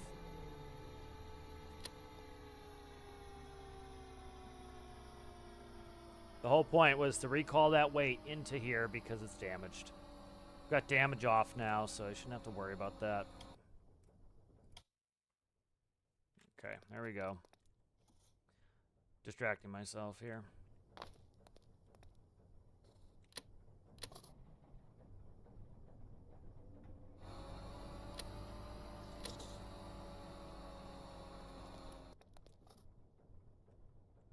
You know, like, the Loco rolls a little bit more now, which is convenient.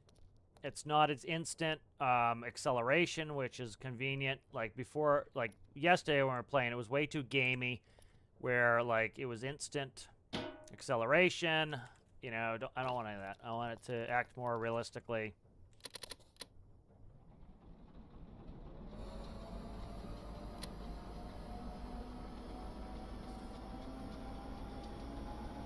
All right, so we had like 23 kilometers an hour, something like that. So down gearing it here should be giving us more speed. It is. Sorry, up gearing it. It was too down geared. But we're going to be using more electricity, but we're still producing enough electricity. So what I can keep doing is changing those gear ratios until we don't produce enough electricity anymore. And then I could theoretically, if I wanted, produce more electricity. Let's see where we're at here. So as long as these, let me double check, make sure infinite electricity is off. It is. Okay. Can't see the motor right there. So as long as we've got a full 1 to the motor, which we do, we're producing enough electricity for what we're using. And you notice we gain more speed. So I need to just keep changing these gear ratios up until until either we start getting some slipping or some of these other problems that we can get into. But we've gained some speed, so I want to get some speed on this. We're up to 32. We're at 23 last time by changing from a 3-to-1 gear ratio to 2-to-1. And we're still producing more than enough electricity, so we should be good there. All right, let's pull it back in. Let's... Oh, what? Don't crash. Game's going to crash. So. Haven't had a crash in a while. Let's wait for the program to respond, see if it responds. CPU. CPU spike. Nope, GPU spike. All right, so there's another thing, too, is, like, theoretically, yeah, you could blame the game for this as well, but, like, I'm looking at my GPU right now, and I had a huge GPU spike and a CPU spike. So, likely what it did was, it used so much resources on my PC that it shut it down. So that's like if you're crashing all the time. The first thing I tell people when their game crashes is I say, check your resource monitor. And if you check your resource monitor and your stuff is pinned, that means that whatever it was, the game was asking your computer to use more than it could. And once it gets to as much as it can, it's like asking you to do a bench press that you can't do because it's too much weight. What's going to happen? You're going to crash. Your arms are going to come back down. You can't push the weight up. And so that's essentially what's happening. Now, this can be for 400 different reasons. I'm streaming. I'm doing this, the other thing. At the end of the day, it is your computer. I know that people want to blame the game for that. And there can be, like, for example, games that are not optimized and they end up spiking your system all the time. But, like, I haven't had a crash the last crash I had, I think, was in 3 months on stream, and I don't get a lot of crashes. Some people get crashes all the time. And so for them, the game seems consistently always broken. But again, if the element that is breaking, quote unquote, the game to you is the fact that you, shit, I hope this, I have backups here. Okay, that's the autosave. That's the one I cared about. If at the end of the day, it's because your resources are being 100% utilized, it is really not the game's issue. It is that your PC is not powerful enough for what you're asking it to do. And at that point, it is a you problem. And a lot of people, they don't want to because that means you got to go spend more money on a PC. And then, of course, people don't want to do that. So it's easier to just blame a game for that. Now, there are games that are ridiculously optimized that cause these problems. Like Tarkov uses an insane amount of RAM. I used to have a really bad time in Tarkov when I didn't have enough RAM. Got enough RAM, Tarkov runs fine. And it's not really Tarkov's problem. It is my problem that I did not have enough RAM to run the game.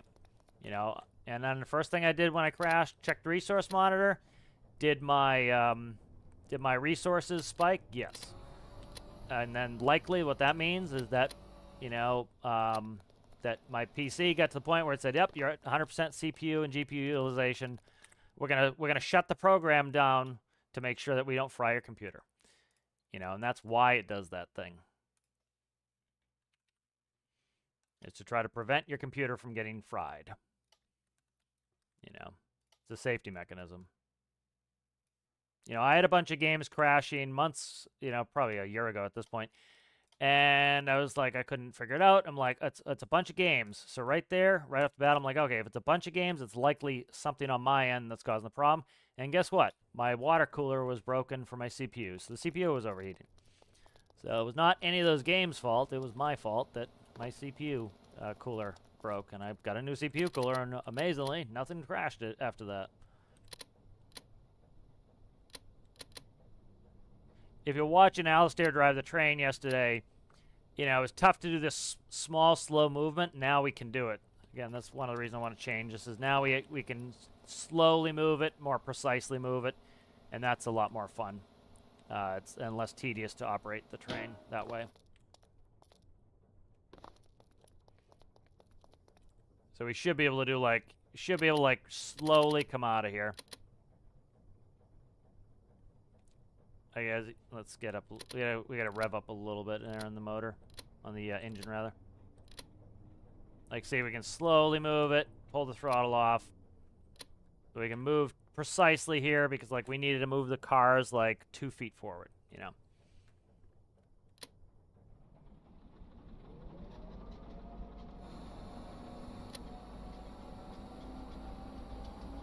All right, so see the amperes building up? That's feeding more and more and more electricity to the motors.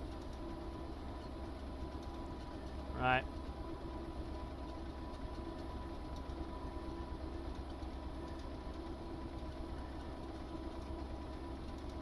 All right, so that's 34 kilometers an hour there. Again, I don't need blazing speeds. I know, like, EOS wants you to go, so essentially 50 miles an hour with the brick. I see no utility in that, because that would mean that I can have a container train that's like 100 cars long, and I only need one locomotive. And I would much rather have to couple my locomotives and have two locomotives if I get in that situation. So, all right, so you see we dropped the gear ratio again. We're even faster now. So, still likely producing enough electricity. We'll see. Yeah, I can't read it off here. I have to read it off of there. All right, let's catch up. Sorry, guys. Thanks. Do the wheel trucks on your locomotive pivot? No, they don't pivot. Fixed in place.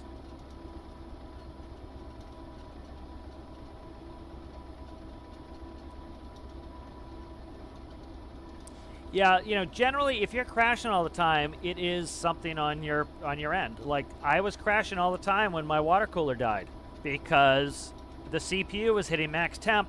It says, hey, I'm at max temp. You're going to lose me if you don't shut down. And my PC would shut down.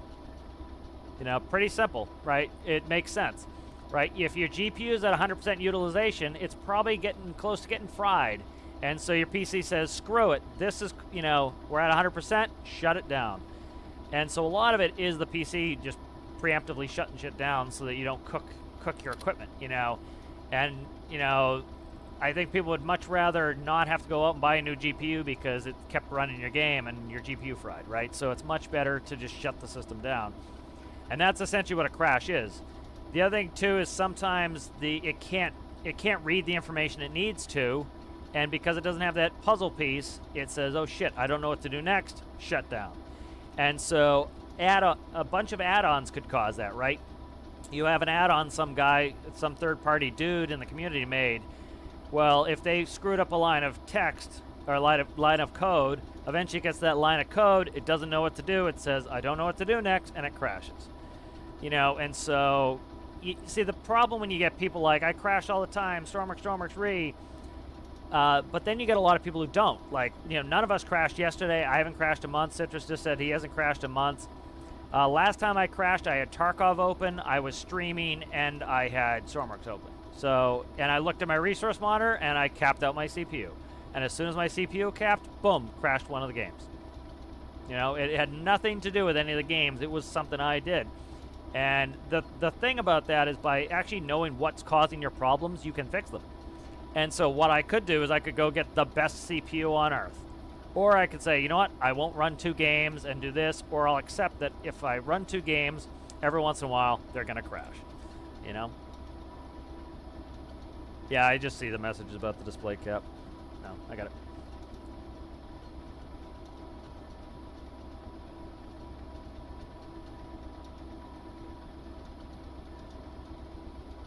Yeah, like Walt's saying, he started crashing. Notice they have 2 cores out right now on RAM and never crashed before that. Like, you know, that's something that can happen. You know, you end up, especially RAM. RAM is like, here, I'll bring up my resource monitor here. Like, RAM is a good way to get games. So, like, you can't see the crash anymore. It's too far back. I don't think I can scroll far enough. But, like, so this is normal. It spiked to the top. My CPU spiked to the top. Both of them were at 100% utilization when the game crashed. So it was a preventative shutdown by the PC. It said, "Up, it's pegged, get rid of the thing that pegged them, done." You know, memory here I'm at 48%. If like Walter, if I lost, you know, say 2 sticks of RAM right now, I'm at 49%. I would be right here on the edge of a crash. I'd be almost out of RAM. And as soon as I go out of RAM, something says, oh, I don't know what to do next. Shut down out of safety. You know? The other one people won't do is look at their internet connections and see, is it going up, down, up, down, up, down, up, down, up, down, up, down, up, down, up, down. That's probably why you're getting a ton of desync. Probably why you're having issues in a in an internet context. You know, GPU. You can see I'm at 49% GPU. You know, if you're right around 100, there's a good chance. Bingo, you hit 100, and good night. You know.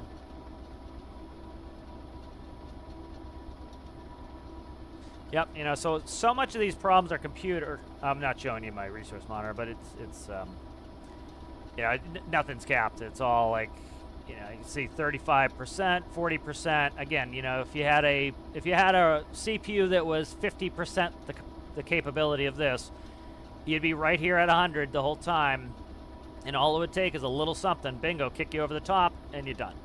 You know, same thing with GPU, right? This is at 51%. If it was right at the top all the time, just needs to go over, and then bingo, kick, crash. So you see people up crashing all the time. Stupid game. It's like, dude, you got a lot of people who don't crash. Like if 90% of the population is crashing, yeah, it's probably something to do with the game. If most people are not having the issue and you are having the issue, it then becomes likely on you. And it could be a number of things. Drivers, you know, a lot of people don't have their drivers. A lot of people don't have Windows updated, you know, and that can cause a ton of those problems. But the first thing I always do is open the resource monitor and see what happened. And you can see, it will show you the graph, what happened 5 seconds ago. Like I just got a CPU spike there, but it wasn't bad. Now imagine if we were running right here, and that spiked up over 100, that could crash you. You know? And I don't even know what caused that CPU spike. You know, it doesn't necessarily mean it was this game. Like you can go to the actual performances and you can check your CPU. Stormworks is number 2 at 16%. System usage is exceeding Stormworks. OBS is down here 0.6, so it's likely not from streaming. You know, memory, I'm at 48%. Chrome is using more than Stormworks because I have 28 tabs open. So like you get a lot of people, they try to run as many Chrome tabs as I do with a terrible PC. Well, guess what? You're going to run out of RAM and your game's going to crash. Steam's using 484. You know, OBS is using 467. You know, so none of that's causing the problem. You know, so that's some of the stuff to like that people need to like actually look at, because all they're gonna do is they're blaming the game because it's easy. You know, and sometimes again it is the game's fault, absolutely. But until you actually realize what the problem is, you can't solve it. And so for a lot of those people, the answer is you need to go spend $1,000 to get a better PC. And they don't have $1,000, so they don't want to hear that. That gives them sad feelings, and so they don't want to do that. You know, and I get it, but that's the actual answer to their problem, you know. All right, so it looks like this is running well as a diesel electric. I like the new way it runs. If I wanted to get more speed out of this, I could go ahead and burn more fuel. I'm trying to keep the fuel burn down. Like, so right now, if you look, we're at 35 kilometers an hour. Let's bring this around one more, and then I'm gonna quickly here. Actually, shit. No, I'll go around the loop here, and we'll go pick it up. But what I think I'm gonna do is I want to down gear the motors again, and I want to increase the max RPS value. So that stutter we just got there, it's due to, I think, the track. You see how we keep hitting these corners and then it stutters us out? I think it's braking force in the tracks. All right, let's go ahead and I'm gonna despawn this here. Actually, I gotta go up and I'll just bring it in this way. I gotta switch tracks here. So what I think I'm going to do is I'm going to down gear the motors a little bit and increase the RPS. I'm trying to get to a better fuel efficiency. We'll see what happens. I don't know. I don't really need more speed. Let me quickly do something here. Let's get out of the way. Let's cut the throttle here. Let's put the dynamic brake. We'll do regular brakes. So anyways, the loco's running. I just want to leave it in a running state. I don't have any brakes on that brick, so I need to brake it with this. I'm going to disconnect the brick. I'm going to do a quick run with just the locomotive. All right. I'm just going to do a quick run with just the locomotive. I want to see what max speed is. Oh, come on. Get on there, you dickhead.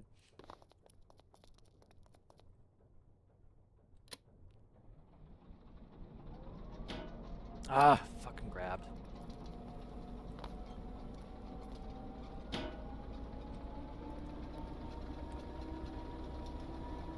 I have the brakes on, so.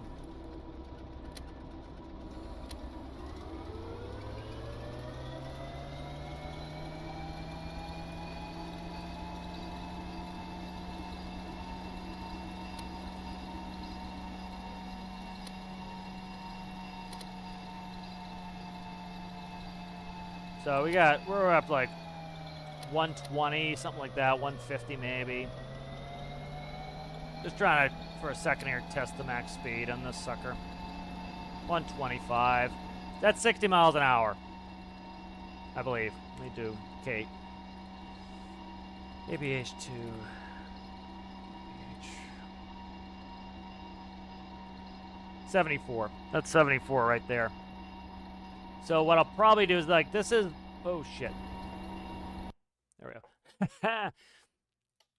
All right, so I'm going to down gear this back to a 2-to-1. I'm trying to see what's going to be the most fuel efficient. I'm thinking down gearing this and then increasing the RPS. So let's try that.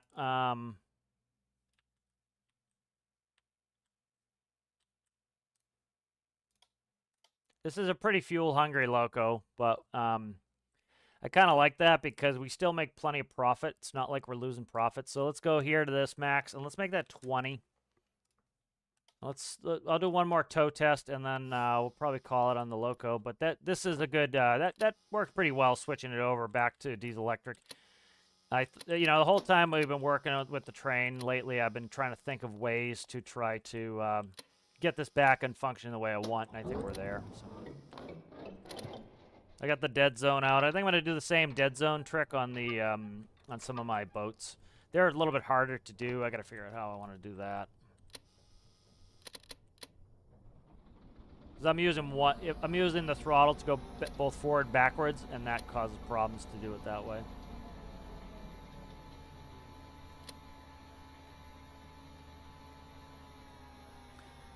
So kind of my understanding of the way the electric motors are working is, you know, the higher the value on that, essentially what it's doing is it's doing your acceleration rate. You still cap out, and the whole, like, again, to talk about, like, the circumference of a wheel, it's all based on the circumference. So the electric motors are going to go 19 RPS max anyway. The higher the value on it, once you hit 19, you're not going any higher than that. That's kind of the game's cap for electric motors. And so, you know, you're essentially, you're just kind of metering the acceleration rate with that max electric number. So, like, we could theoretically go the same speed by having a lower number to the electric motors as well, which would save us some fuel. So I got a couple ways to save fuel. Change acceleration rate. Like, the acceleration rate's too high for me now, so I want to change that.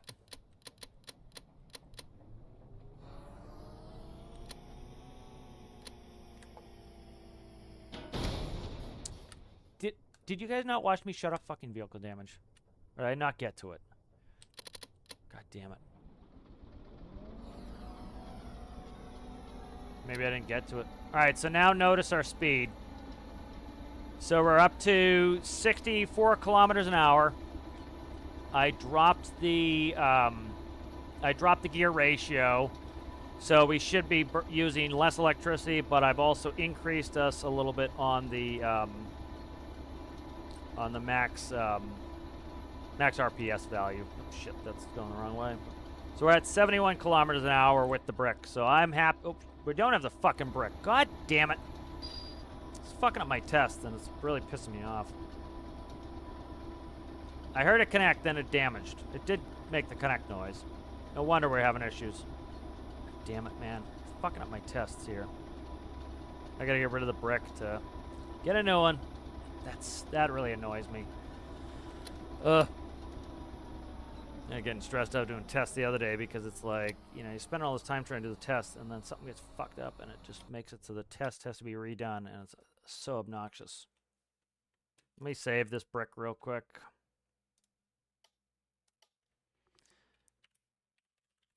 I was like, I thought that was excessive. It's like, oh, I'm kind of surprised I get that much extra performance, and I didn't. That's obnoxious. Like the other day when the Megalodon spawned, I thought I had the Megalodon. You know, I was pretty sure. It's like fucking sea monsters were on there too. Maybe I didn't get to shutting them off. You know, I guarantee it's got to be one of the updates because I have never had them on in any of my games, and now it's on in all the saves. So I bet you one of the updates turned the like put some of the default settings on.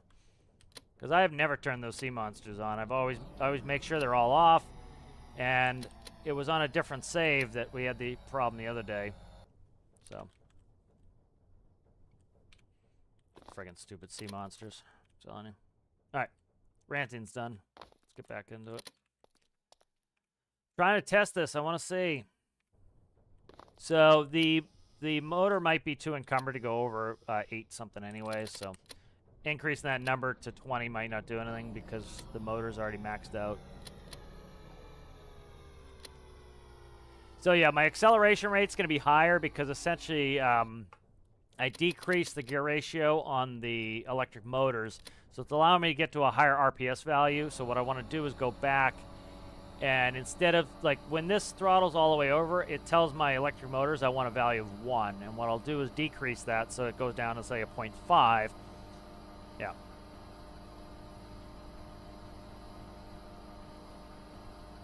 %, yeah, that's pretty damn high. Exactly. The reason why the Patway goes 50 miles an hour, that's the example I've used before, is like there was somebody who was like complaining the Patway didn't go fast enough. It's never going to go faster unless you put a gearbox in there. You know, the whole thing of it is the electric motor is going to go 19. The wheel diameter is fixed. And because you're going 19 RPS, right, fuck, this is damaged too. God damn it, my God. I'm getting really so annoyed right now.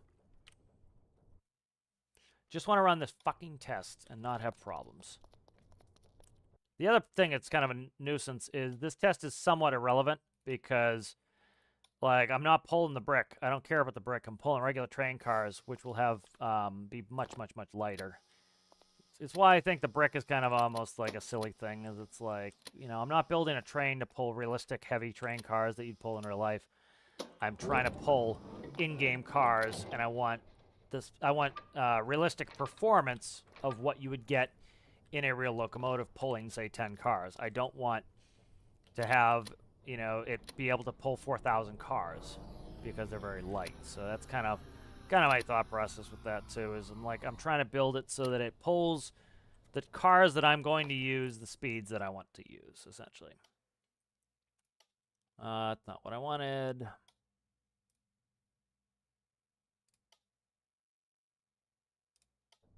All right, let's hook up to the brick here. I'll do some of these tests offline when I'm just... These are good things, just like... They're kind of good AFK tests.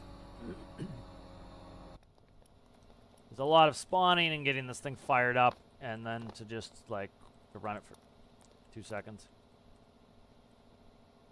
I almost didn't get that up in time, giggity.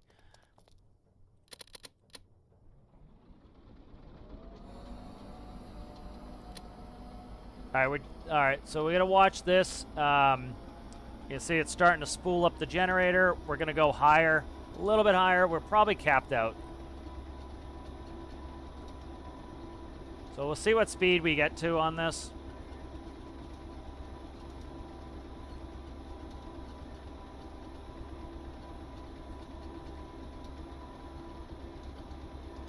You know, I don't want this locomotive to go 120 kilometers an hour when it has nothing on it either. It will accelerate too fast. It will be unrealistic. Like, you'd never run these rails that fast anyways. Like, we were towing the train yesterday at 65 kilometers an hour.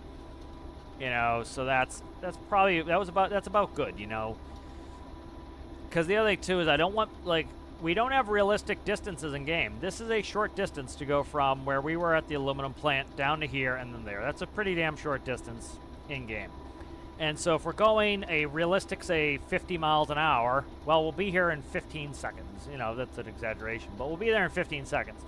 So you need to also scale your speeds for the map you're using, you know? If you want to have, like, yeah, that's part of, like, the gamifying of stuff to make it fun, is, like, You know, if every train journey only took you 3 minutes, it would be boring. If a train journey takes you 15 minutes, now you have to say, oh, it's worthwhile taking the train. It's worthwhile doing this, this, and this. You know, we want to bring a lot of cars because the journey takes a little bit of time. Starts putting in other gaming conditions that you want to consider. All right, so we can go back down to 15. This is going to cap out at 8 anyway. If I wanted to go faster on this, I could drop the gear. I could drop the gear ratios a little bit. But I'm trying to keep the electrical usage down so that we're not using an insane amount of fuel. If you look there, you know, that's eating up quite a bit of fuel. It's pretty fuel hungry, so I'd rather go a little bit slower and not have it be an absolute fuel pig either. So.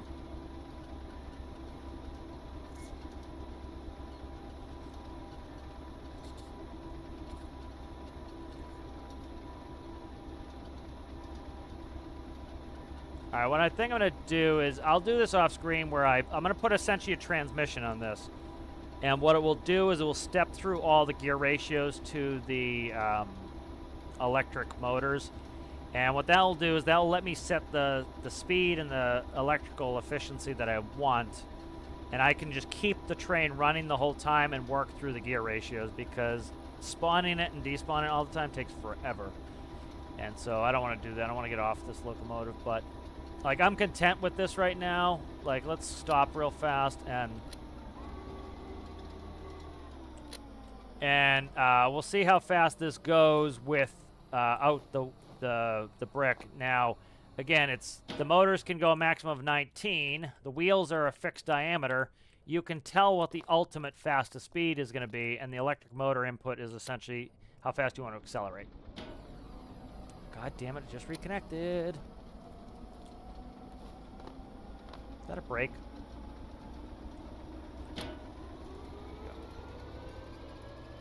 Doesn't help if I'm not on the friggin' loco. So, like, I was thinking 100 kilometers an hour is probably plenty of speed, I would say. I gotta wait till we get around this turn and try to get back in this John.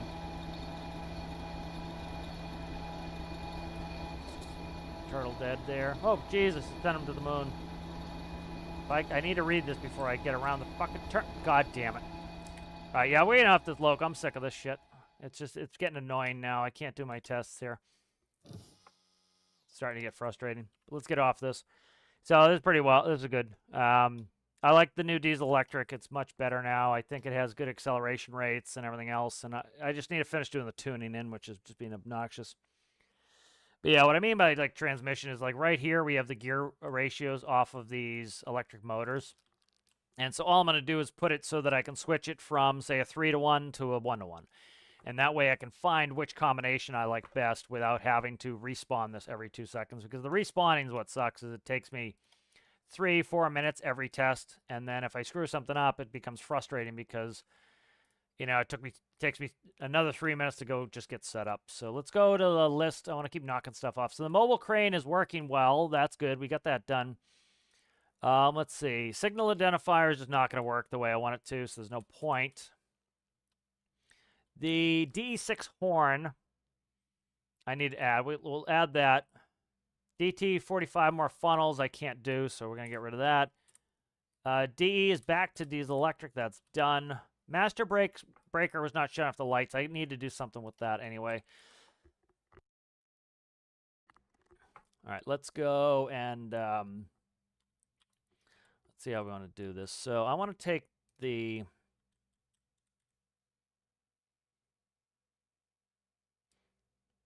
So also recharge the battery off of that. That should be more than enough to just put a little bit of... that's going to fuck us right there. I can't do that. All right. I can't put the battery directly in. I need to put a one-way on this. I'm going to put a different... Let me see. I'm going to put alternators on this. We'll do that later. I'm not interested in... I want to be done with this for now. All right, let's just leave it as it was. I'll be done with this for now, and then take a quick coffee break, and we'll go do something else. Yeah, it's just for testing because it's going to have a final one gear. It's the same thing like if you put a transmission on a boat to find out what gear you should be using, right? So instead of me switching from this gear to this gear to this gear to this gear and then respawning the boat, Sanji, you put a transmission. So let's actually do that real quick. Let's build a transmission to just run this here.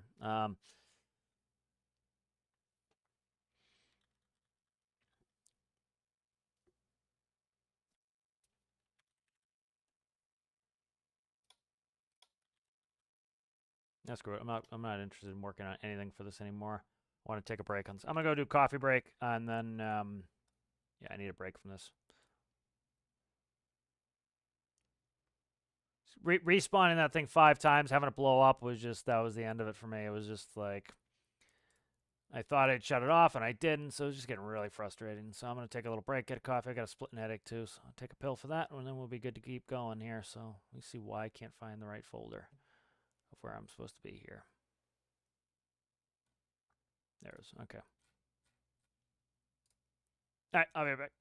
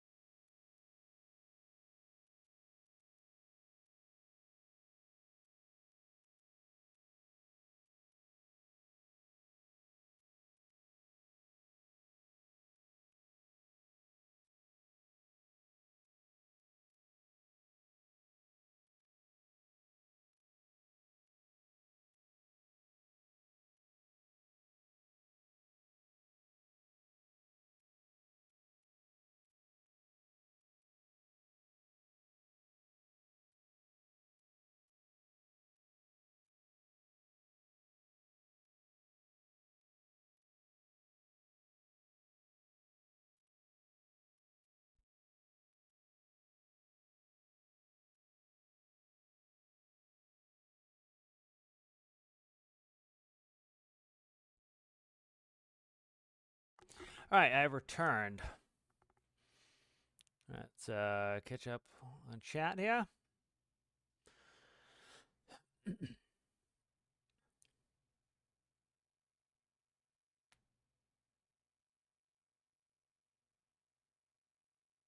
All right, good. So let's see. So we got most of this to-do list done, which was good. I got a couple things left on the D6.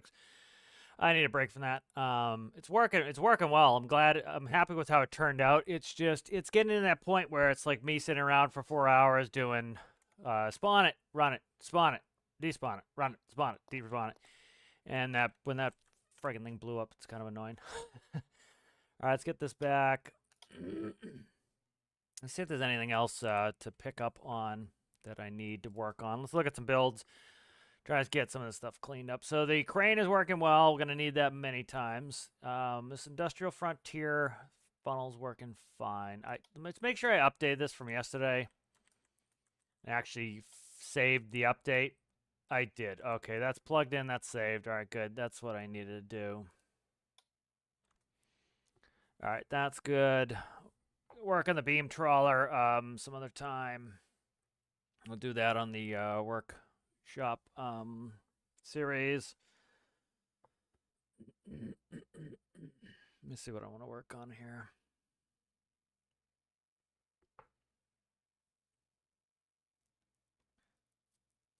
Don't know how much I want to work on here.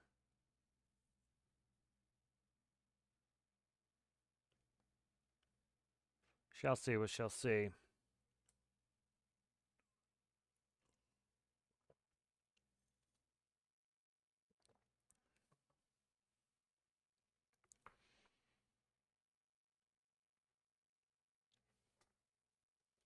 Eventually it'd be nice to get this little electric one going.